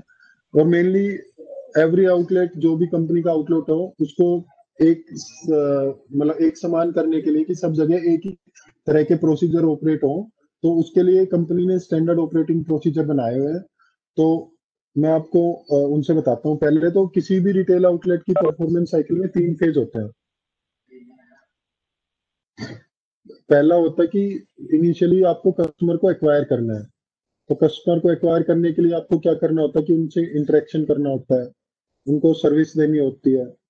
आपको पता होना चाहिए कि आप किस कस्टमर पे फोकस कर रहे हो, या टारगेट आप किस कस्टमर को टारगेट करना चाहते हो जिसको आप बेटर सर्विसेज दे सको और वो आपके ऊपर आ सके, या डिस्काउंट आप उसको उतना ऑफर कर सकते हो, या क्रेडिट एक्सटेंड कर सकते हो नहीं जितना उसको और दूसरे आउटलेट्स में मिल रहा है। उसके बाद दूसरा फेस होता है कस्टमर मैनेजमेंट। आपने एक बार कस्टमर को मैनेज एक्वायर तो कर लिया, लेकिन उसके बाद आपको सस्टेन भी करवाना है उस वो की, ताकि वो कस्टमर आपके आउटलेट से जाए नहीं।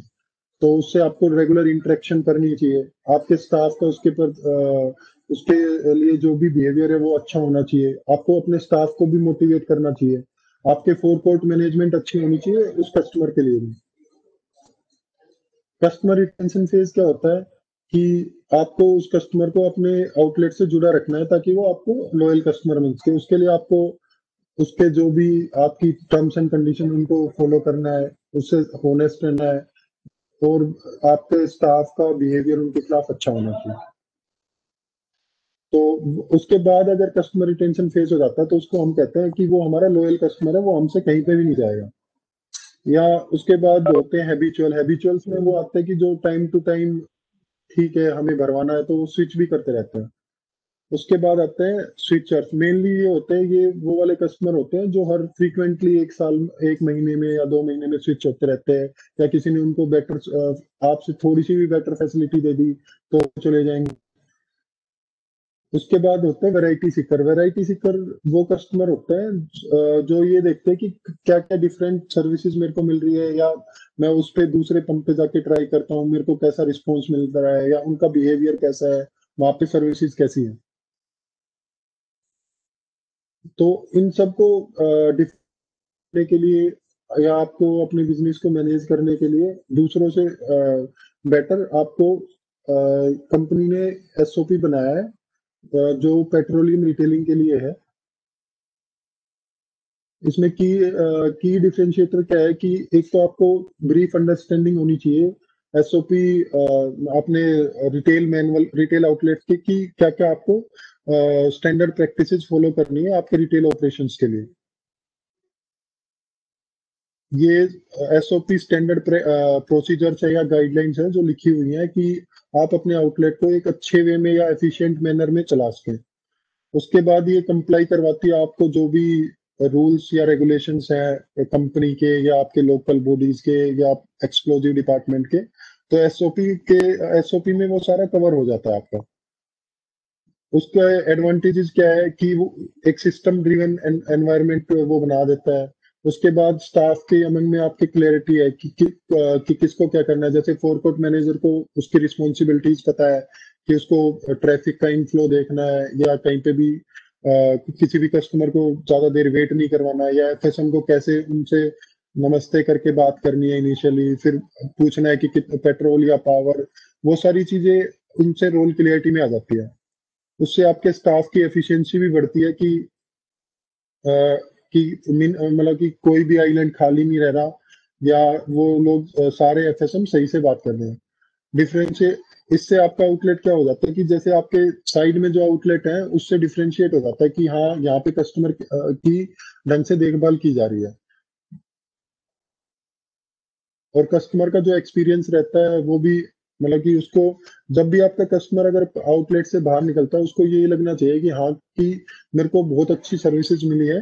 तो इससे अगर आप एसओपी फॉलो करेंगे तो उसका एक्सपीरियंस आपके लिए बहुत मायने रखता है, क्योंकि अगर वो एक तो वो आपके पास बार बार आएगा और वो दो लोगों को और भी बोलेगा।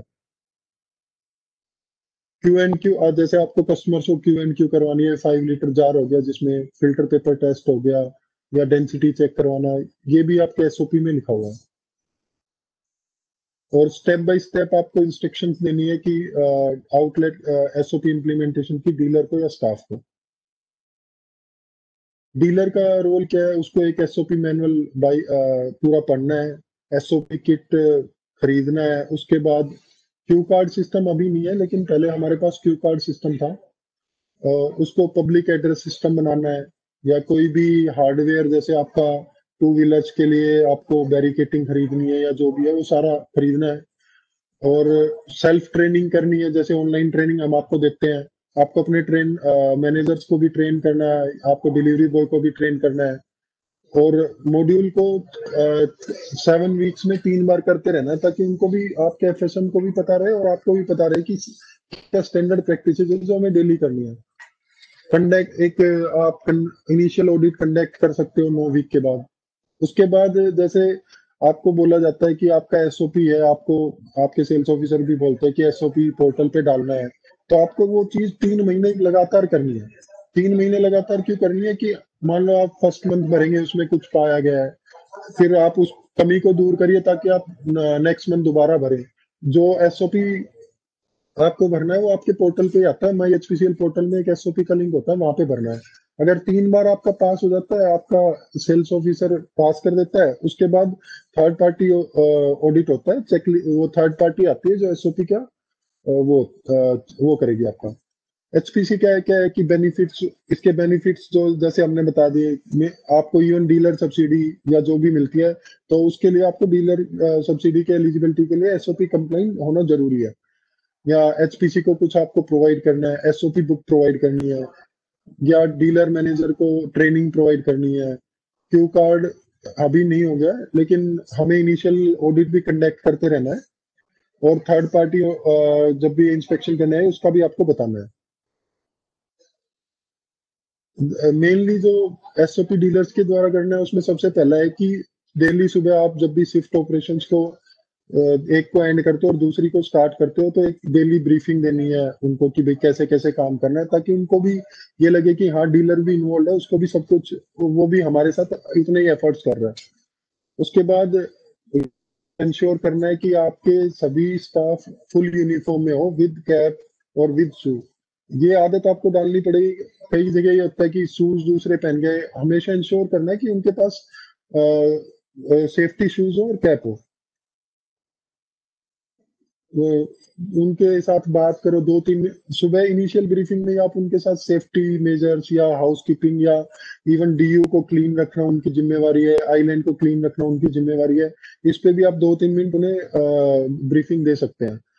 उसके बाद आप बताओ, जैसे अगर आपका कोई लड़का या कोई एफएसएम फोरकोट मैनेजर अच्छे से एसओपी फॉलो कर रहा है, तो आप उसका एग्जाम्पल कोट कर सकते हो कि ये हमारा जो भी डिलीवरी बॉय है एफएसएम है, वो इतना अच्छा एसओपी फॉलो कर सकता है, तो हमें इससे सीख लेनी चाहिए। और उसके बाद जैसे आप जो भी पर मंथ आप एसओपी फिल करते हैं, उसका एक प्रिंट आउट ले लीजिए। उसमें अपने एफएसएम को भी वो प्रिंट आउट देके उनसे भी वो करवाई कि हमें ये चीजें आपके लिए है, या आप फोरकोट मैनेजर के लिए, ये मैनेजर के लिए, तो इन सब पे हमें कंप्लाइंस करना है। उसके बाद आप अगर इम्प्लीमेंट कर सकते हैं स्कीम्स उनके लिए कि जो भी बेटर सेफ्टी रखे, जो सबसे पूछेगा कि मोबाइल यूज मत करो, या टैंक फुल का है, या नमस्कार आते टाइम या जाते टाइम, या वो जो इवन ये पूछेगा टू व्हीलर से कि आप नीचे व्हाइल फ्यूलिंग, तो आप उसके लिए रिवार्ड या रिकॉग्निशन स्कीम भी लॉन्च कर सकते हैं। और आपका फोरकोट मैनेजर और आप भी कम से कम दिन में 10 कस्टमर से बात करिए कि आपको क्या और फैसिलिटी चाहिए या आपको कहाँ कमी नजर आ रही है, ताकि आप और बेटर सर्विसेज प्रोवाइड कर सके अपने कस्टमर को। आप जैसे इवन डेली अगर 10 कस्टमर के से इंटरेक्ट कर रहे हो, तो उन 10 कस्टमर का नाम और मोबाइल नंबर आप लिख सकते हो। उनको वीकली कॉल्स या वीकली मंथली कॉल्स या रिमाइंडर्स भेज सकते हैं। कोई कैंपेन आपने चला रखी है, या उनको उनके बर्थडेज पे या कुछ ओकेजन पे आप अपने आउटलेट के कोई स्टैंडर्ड कार्ड बनवा के भी उनको भेज सकते हैं। आपको अपने स्टाफ के अंदर से कुछ लोग सेलेक्ट करने होंगे जो मतलब कि इम्प्लीमेंट कर रहे हैं एसओपी, या वो दूसरों को भी नॉलेज शेयर कर रहे हैं एसओपी की। उनको मे बी आप मंथली बेसिस या क्वार्टरली बेसिस उनको कुछ रिवार्ड दे, ताकि और लोग भी जो बाकी बचे हुए एफएसएम है वो भी एसओपी को फॉलो करने के लिए रेडी हो जाए। ऑलवेज अगर आपको कोई दिक्कत आ रही है, तो आप किसी से भी अपने कंपनी के ऑफिशियल से कंसल्ट कर सकते हैं, या सेल्फ ऑडिट करने के टाइम पे आप अपने सेल्स ऑफिसर से पूछ सकते हैं कि सर इसमें ये है, तो इसमें हमें आगे क्या करना है, ताकि हमारा आउटलेट भी एसओपी कंप्लाइंट हो जाए और हम बेटर सर्विसेज दे पाए। तो बेसिकली मेरी तरफ से यही था एसओपी में। अगर इसमें किसी को कुछ क्वेरीज है तो दे कैन आस्क।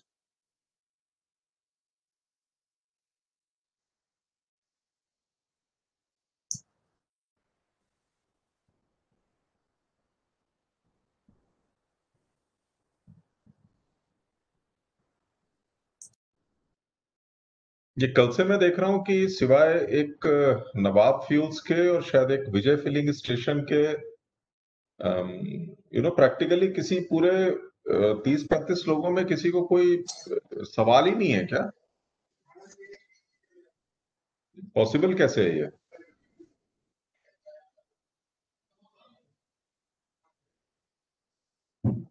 तो काफी अच्छी बात है कि शायद पंप जो है वो बिल्कुल परफेक्ट कंडीशन में होगा, बीआरएस परफेक्टली चल रही होगी, सेफ कंडीशंस होंगी,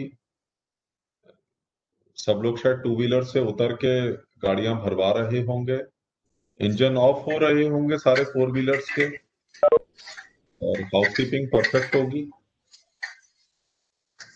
इवन क्रेडिट सेल भी बहुत जो है वो डिलीजेंस जिसको हम बोलते हैं उसके बाद करी जा रही होगी। थोड़ा ऐसा लग रहा है कि ये जो है एक वन वे अटेम्प्ट हो रहा है कंपनी को एक ट्रेनिंग प्रोग्राम कंडक्ट करना है, पेंडेमिक का टाइम है, होटल बुक नहीं किया जा सकता, तो ठीक है, ऐसे ही चलते हैं हम लोग।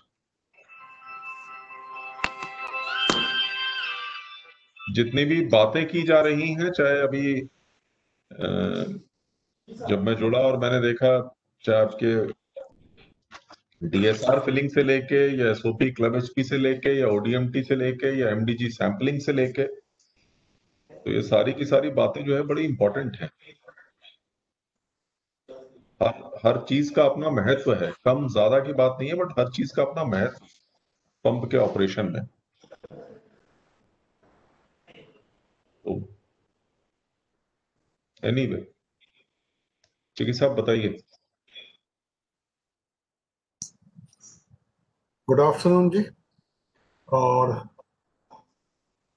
सर, अभी रोहन साहब, आपकी एड्रेस जो था क्लोजिंग का रिमार्क्स आप देना चाहेंगे कैसे? हाँ, मैं बात कर लेता हूँ। हाँ, आप कर लीजिए फिर आज तो।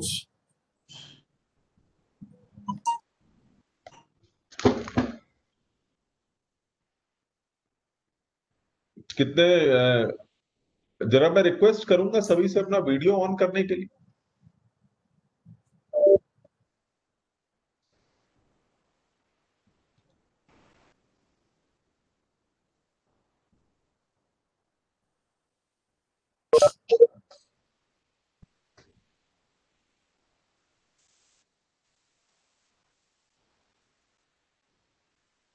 आवाज जा रही है सब तक? तो जरा वीडियो ऑन कर लें, अभी तो 6-7 ही ऑन हुए हैं।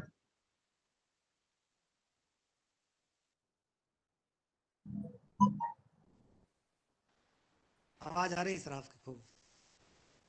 ठीक है, तो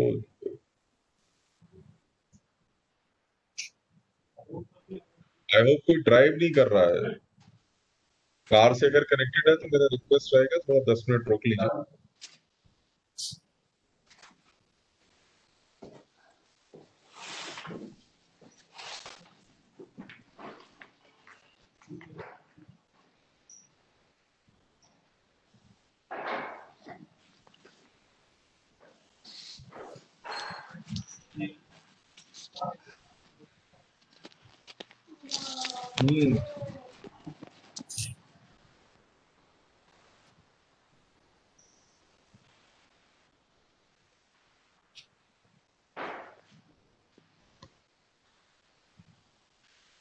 चलिए, अभी क्या बोला जाए।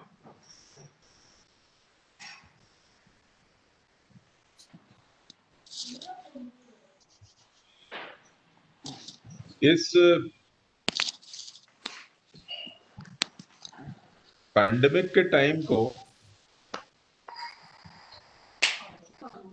दो तरीके से लिया जा सकता है। या तो हम जो अपनी रेगुलर एक्टिविटी है बस उसी को ध्यान दें, और जो उस रेगुलर एक्टिविटी को सुचारू रूप से करने में चीजें हमारी मदद करेंगी, उस तरफ बिल्कुल भी ध्यान ना दें। एंड दूसरा अल्टरनेटिव ये है कि हम आपसे जुड़ते रहें, आपका टेंशन उन चीजों के ऊपर भी लाते रहें जो हमको पंप ऑपरेशन को स्मूथली चलाने में, कस्टमर्स को सुचारू रूप से सर्विस देने में, और बहुत ज्यादा जो मैं लगातार जब जब पर्सनल इंटरेक्शन होते हैं तो मैं बोलता हूँ कि क्रेडिट एक ऐसी चीज है जो कि आपको बहुत एक्सटेंड करनी है, क्योंकि मार्केट की रिक्वायरमेंट है, बट आपको वो क्रेडिट जो है वो बगैर एक बेसिक एनालिसिस के नहीं देनी है। वरना क्या होगा कि जो आपका कैश का कस्टमर है वो भी उस खतरे में आ जाता है कि आपके पास, आप मतलब जो भी कभी अफेक्ट हुआ, आपके पास उस कैश के कस्टमर को भी सर्विस करने के लिए वर्किंग कैपिटल की रिक्वायरमेंट खत्म हो जाती है। और लगातार आज का जो विषय था, खास करके डीएसआर तो एक रेगुलर चीज है, डेंसिटी रिकॉर्ड एक रेगुलर चीज है, बट जो एसओपी और ओडीएमटी का जो पर्पस था, उसका पर्पस ही ये था कि आप जो पंप की बेसिक चीजें हैं उनको ध्यान दें। चाहे वो ओडीएमटी अपने आप में कुछ नहीं है, पहले एक इंजीनियरिंग का आदमी आता था, वो चीजें देखता था, सेल्स ऑफिसर सेल्स के नजरिए से देखता था, कार्ड्स का आदमी अपने नजरिए से देखता था, और इन तीनों के साथ साथ डीलर तो है ही उसके अंदर में, इन तीनों के साथ साथ आपस में जो सामंजस्य था वो तीन अलग अलग दिशाओं में चलता रहता था। तो उसको सारे को एक छतरी के नीचे लाया गया। आज से करीब 10-12 साल पहले 2008-9 में सबसे पहली बार ये शुरुआत की गई थी और उसको नामकरण किया गया ओडीएमटी के नाम से। और उसका पर्पस ये था कि एक शॉट में जो भी डेफिशिएंसी है उनको दूर किया जा सके और जो स्ट्रेंथ्स हैं उनको हम काम कर सके उनके ऊपर। और इसका सबसे बड़ा जो फायदा है या जो इसका सबसे बड़ा पैरामीटर है वो ये है कि इसमें आपके जो अगल बगल ट्रेडिंग एरिया के 3 या 4 आउटलेट अच्छा बेच रहे हैं, यदि वो आपसे अच्छा बेच रहे हैं तो उनको पैरामीटर मान के आपके पोटेंशियल को निर्धारित किया जा सके और फिर उन चीजों पे ध्यान दिया जाए कि जो उस पोटेंशियल को रियलाइज करने में मदद करें, चाहे वो क्रेडिट का एक्सटेंशन हो, चाहे पंप का परसेप्शन हो, साफ सफाई हो, फोरकोर्ट सर्विसेज हो, आपके इलेक्ट्रॉनिक पेमेंट्स की सुविधा हो, चाहे किसी एक इस कस्टमर की कोई स्पेसिफिक रिक्वायरमेंट हो कि मेरे को 6 से 10 के बीच में गाड़ियां चाहिए या शाम को चाहिए, बिलिंग इस टाइप से चाहिए, एसएमएस चाहिए, ऑटोमेशन की रिसीट्स चाहिए, उन सारे पैरामीटर्स को ओडीएमटी अपने अंदर कवर करता है। तो जैसा नवाब फ्यूल से उन्होंने पूछा कि कौन कर सकता है इसको, प्रैक्टिकली हर उस डीलरशिप के लिए ये एप्लीकेबल है जो अपने आप को ट्रेडिंग एरिया लीडर की तरह देखता है या बनने की चाह रखता है, क्योंकि एवरीथिंग इज रिलेटिव। अगर आप रोहतक में देखेंगे या आप झज्जर में देखेंगे, बहादुरगढ़ वाला पोर्शन छोड़ दीजिए, तो शायद आपको लगेगा कि अगर 200 से 250 किलो का पंप है तो वो एक अच्छा पंप है, डिसेंट पंप है। लेकिन यही अगर 200 किलो आप NH8 पे आ जाएंगे, जो कि गुरुग्राम से शुरू होके और जयसिंहपुर खेड़ा बॉर्डर पे है, तो फिर ये 200 किलो आपको खराब लगने लगेगा। क्यों? क्योंकि इस 80 किलोमीटर में जो 88 पंप मौजूद हैं आज की डेट में, या 90 हो गए होंगे, 2-3 पंप पिछले 1-2 महीने में कमीशन हुए हैं, तो उनका वॉल्यूम 200 से लेके और 4500 केएल तक का है पर मंथ। तो देन डेफिनेटली 200 केएल खराब वॉल्यूम होगा। जो 200 केएल किसी और जिले के लिए अच्छा वॉल्यूम था, वो इस ट्रेडिंग एरिया में आते ही खराब हो गया। और इस ट्रेडिंग एरिया को भी अगर हम 20-20, 25-25 किलोमीटर में डिवाइड करें, तो जयसिंहपुर खेड़ा का जो ट्रेडिंग एरिया है, वहां पे अगर आप 1000 केएल के नीचे हैं, तो इसका मतलब आप अपने आप को जस्टिफाई नहीं कर पा रहे। अगर आप गुरुग्राम के क्षेत्र में हैं और आप अगर 500 से 700 केएल के ब्रैकेट में हैं, तो आप काफी अच्छा कर रहे हैं। क्यों? क्योंकि आपके पास ट्रकिंग का वॉल्यूम कम है और बीच का जो पोर्शन है उसमें एनीथिंग बिटवीन 500 से लेके आप 2000 तक अच्छा कर रहे हैं। तो 3 पॉकेट्स हैं। सिमिलरली अगर आप मेवात में या उस तरफ चले जाएं, जो अभी नया अलवर का रास्ता है, तो आप देखेंगे कि अगेन कोई स्पेसिफिक रिक्वायरमेंट आई, जैसे एप्को बना रहा था या सीडीएस बना रहा था, उसको छोड़ दें तो 250, 300, 350 केएल पेट्रोल डीजल मिला के एक अच्छा वॉल्यूम है। तो इशू ये है कि कहां पे आप सिचुएटेड हैं, आपके 10-15 किलोमीटर का क्या पोटेंशियल है, और ओडीएमटी के माध्यम से आप उस पोटेंशियल को एक्सप्लोर करिए अपने से। आज की डेट में चूंकि सब लोगों का थोड़े ट्रैवल के ऊपर रेस्ट्रिक्शन है, कंपनी ने भी रेस्ट्रिक्शन किया हुआ है, असेंबली के ऊपर रेस्ट्रिक्शन किया हुआ है, तो उस समय को नॉर्मल होने की वेट करने की बजाय आप अपने सेल्स अफसर के साथ बैठिए और उसी दौरान 10-15 मिनट कॉन कॉल या वीडियो कॉल पे इंजीनियरिंग ऑफिसर को, मार्केटिंग ऑफिसर को ले लीजिए और एक छोटा सा इनफॉर्मल ओडीएमटी उसी वक्त कर लीजिए अपने पंप का। हार्डली एक आधे घंटे की एक्सरसाइज है। ट्रेडिंग एरिया देखिए, आपके कौन से कस्टमर्स हैं वो देखिए, आप कहां जा सकते हैं और कहां पे हैं उसको देखिए। या अगर आप औरों से सपोज करिए 100%, 50% का गैप रखे हुए हैं तो उस गैप को कैसे मेंटेन करके चलें वो भी बहुत जरूरी है। अगर आप 200 केएल बेच रहे हैं और बगल वाला सिर्फ 100 केएल बेच रहा है या कोई भी 100 केएल से ज्यादा नहीं है, तो अपने आप को उस 200 या 250 केएल पे कैसे मेंटेन रखें ये भी बहुत जरूरी है। सिर्फ उसमें खुश होने की बात नहीं है कि मैं 200 केएल पे हूं, बाकी सब मुझसे नीचे है। धीरे धीरे क्या होगा कि वो कंपटीशन 2, 3, 4 साल में आ जाएगा आपके पास। अगर आप एक बहुत बड़ा पर्सपेक्टिव लें, एक बहुत बड़ा दायरा देखें 5-7 साल का, तो ये अक्सर कई पंपों के साथ हुआ है। NH8 के ऊपर भी, सिटी के अंदर भी, नई रोड्स के ऊपर भी। तो इन एसओपी का, ओडीएमटी का जो बेसिक पर्पस है वो ये है कि जो जरूरी चीजें हैं उनको हम ध्यान दें, जो जरूरी चीजें हैं उनको बेनागा एक बहुत ही अनुशासित तरीके से हम जरूर करें। और जब हम उसको अनुशासित तरीके से करते हैं तो जो चीजें दिखती 10 हैं लेकिन करने में फिर उनको आप देखेंगे एक रूटीन में मैक्सिमम दिन में 10 से 15 मिनट लगता है, बट वो बहुत हेल्प करता है आपको आपकी परफॉर्मेंस को एनहेंस करने में। सबसे मेरा रिक्वेस्ट रहेगा, रिस्पेक्टिव सेल्स ऑफिसर्स हैं, 3 लोगों ने तो ज्वाइन किया हुआ है, तो आप लोग उनके माध्यम से जो भी आपका पंप का पोटेंशियल है और क्या आप कर रहे हैं, नॉर्मली जुलाई, अगस्त, सितंबर, अक्टूबर 4 महीने का सेल हो गई है और मोटा मोटा सेल जो है वो एक एवरेज उस पर आ गई है, तो आप उसको एनालाइज करके कहां जा सकते हैं वो देखिए। कहीं ऐसा तो नहीं है कि आपकी सेल बहुत ज्यादा क्रेडिट के ऊपर डिपेंडेंट है।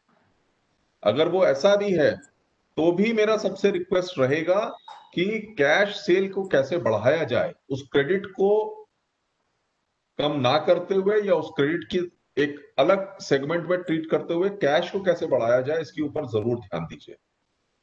क्योंकि अक्सर जब हम लोग अपना एनालिसिस कर रहे हैं तो हम लोग ये देखते हैं कि कैश की सेल, जो पंप्स 2000-2500 केएल बेच रहे हैं उनके यहाँ कैश की सेल बहुत नीचे आ गई है और वो प्योर लॉस है आपका, क्योंकि वो आदमी पूरा पैसा देके आपसे माल खरीद रहा है। वो मत होने दें, वो प्योर प्रॉफिट है आपका, इंपॉर्टेंट भी है और असेंशियल भी है, यानी जरूरी भी और अहमियत वाला भी। तो ये मेरा आपको निवेदन रहेगा दोनों दिनों के ऊपर। कल हमने थोड़ी सेफ्टी की, वीआरएस की और इन सब चीजों की बात की थी, उस पर थोड़ा ध्यान दे लीजिए। और खास करके वीआरएस के माध्यम से मैं जरूर कहूंगा, अक्सर देखने में आ रहा है कि बैकएंड से, यानी कि जो दक्षिण हरियाणा विद्युत वितरण निगम है वहीं से फेज इंटरचेंज हो रहा है, जिसके चलते आपकी वीआरएस की मशीन नहीं चल रही है और उसको कुछ नहीं करना है, आपको सिर्फ स्विच ऑन स्विच ऑफ करना है, उसके लिए कुछ नहीं करना है और अपने आप वो ठीक हो जाएगा। पर कई लोग डर के मारे उसको बंद करे दे रहे हैं, कई लोग ना जानते हुए उसको बंद करे दे रहे हैं, वो गलत है। कंपनी ने सुप्रीम कोर्ट में हलफनामा दिया है और सारी कंपनीज ने दिया है, IOC, BPC, HPC, Reliance, SR, Shell, Shell यहाँ पे नहीं है चलिए, बट ये 5 कंपनी ने एफिडेविट दिया हुआ है कि वीआरएस के बगैर हम पंप्स को नहीं चलाएंगे, पेट्रोल की बिक्री नहीं करेंगे। यदि कोई आता है और वो ये पाता है कि आप इसका उल्लंघन कर रहे हैं तो अननेसेसरली एक बहुत ही एम्बैरेसिंग सिचुएशन खड़ा हो जाएगा उस वक्त, और किसी भी तरीके की कोई दरकार उस वक्त किसी के कहना या सुनना ठीक नहीं लगेगा। तो थोड़ा सा सेंसिटिव रहिए और अगले 10-15 दिन, 20 दिन, 1 महीना आप खुद इसको इंश्योर कर लीजिए। और बहुत बड़ी बड़ी चीजें नहीं है, simple phase difference, phase supply का इश्यू है, और वो लगातार चेंज होता रहता है। ऐसा नहीं है कि एचपीसी उसमें कुछ कर सकती है या आप कुछ कर सकते हैं, लेकिन हाँ, वीआरएस का मशीन चल रहा है नहीं चल रहा है, आपका नोजल सही जा रहा है या मोटर सही चल रही है कि नहीं चल रही है, उस पर जरूर ध्यान दें। इनपुट सप्लाई ठीक आ रही है नहीं आ रही है, उस पर जरूर ध्यान दें, इंपॉर्टेंट है ये थोड़ा सा। और वापस सीजन जो है वो ऑलमोस्ट बराबरी पे है। जितना हमने पिछले साल बेचा था उतना ही लगभग इस साल भी आ रहा है। इंडस्ट्रियल सेगमेंट थोड़ा सा डाउन है, बट हाईवे, आपका रूरल बेल्ट, उसमें अच्छा ग्रोथ है, तो उस ग्रोथ को कैप्चर करिए। जहां कहीं कंपनी का इनपुट चाहिए, कंपनी की मदद चाहिए, मैं सभी से अनुरोध करूंगा कि फील फ्री टू अप्रोच। और जो भी आपको गाइडेंस चाहिए या जो भी आपको लगता है कि ये डिस्कशन का पॉइंट है, तो उसको डिस्कस करिए थ्रू सेल्स ऑफिसर, मेरे माध्यम से ऑफिस में। बट अंत में सिर्फ मैं यही कहूंगा कि आप जो है वो अपने बिजनेस के लिए ट्रुथफुल रहें, और इन्वॉल्वमेंट और कड़ी मेहनत का कोई जो है वो क्या कहते हैं ऑल्टरनेटिव नहीं है। वो इक्वल मेजर में हमारे ऊपर भी एप्लीकेबल है, आपके ऊपर भी एप्लीकेबल है, और जो लड़का आपका नोजल पकड़ के फोरकोर्ट के ऊपर खड़ा है उसके ऊपर भी उतनी ही एप्लीकेबल है। तो जहां कहीं भी इन्वॉल्वमेंट की या फोकस की कमी आएगी, तो एफर्ट जो है बाकियों का उतना रिजल्ट नहीं दे पाएगा या कम हो जाएगा। तो मेरा अनुरोध रहेगा सभी से कि इसके ऊपर लगातार ध्यान देते रहें। आई डोंट नो कि डेफ के ऊपर हमने बात की कि नहीं की है। डीजल एग्जॉस्ट फ्लूइड जो कि कंपनी ने अब अपनी ब्रांडिंग में शुरू कर दिया है पिछले 6-7 महीने से। पहले जो है वो क्या कहते हैं नीतू सॉल्वेंट्स का आ रहा था एडब्लू के नाम से, बहुत ही अच्छा प्रोडक्ट लाइन है। कई उसका बिल्कुल जिसे कहना चाहिए कि थोड़ा सा आपको अपने कस्टमर को उसका आदत लगाने जैसी बात है, उसके बाद वो अपने आप रूटीन में उठता रहेगा।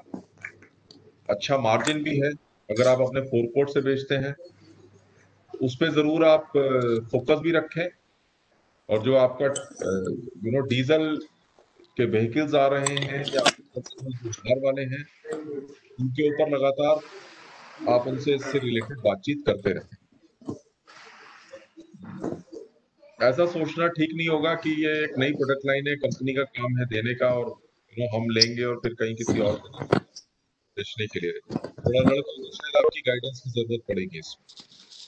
तो मैं सबसे अपील करूंगा कि वो रिक्वायर्ड गाइडेंस जरूर दें आप लोग। बाकी मेरा कल जब शुरुआत हुई थी तो ये अनुरोध था सभी से कि इसको थोड़ा पार्टिसिपेटिव बनाएं, और मैं चाहूंगा कि आप जो है वो उसको इंटरेक्शन को 2 वे रखें तो ज्यादा अच्छा रहेगा, और अभी लाभान्वित होंगे उससे। धन्यवाद आप सभी का जुड़ने के लिए कल और आज के लिए। और मेरे को नहीं पता, दिवाली से पहले हो सकता है हम लोग एक और सेशन करें, तो सबसे मुलाकात दोबारा होगी इस माध्यम से। बट आप सभी को, परिवार को मेरी तरफ से दिवाली की बहुत बहुत शुभकामनाएं। त्योहार का सीजन है, पैंडेमिक भी है, तो बट खुशियां अपनी जगह हैं। मेरा इस त्योहार के मौके पे मेरी तरफ से परिवार को, सभी को शुभकामनाएं और विशेष। Thank you very much.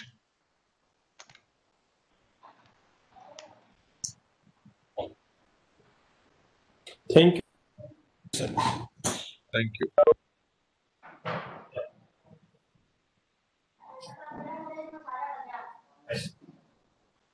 अभी किसी डीलर को कोई कुछ पूछना हो तो पूछ सकते हैं, और किसी को अभी भी मन में कोई डाउट है, anything related to anything business.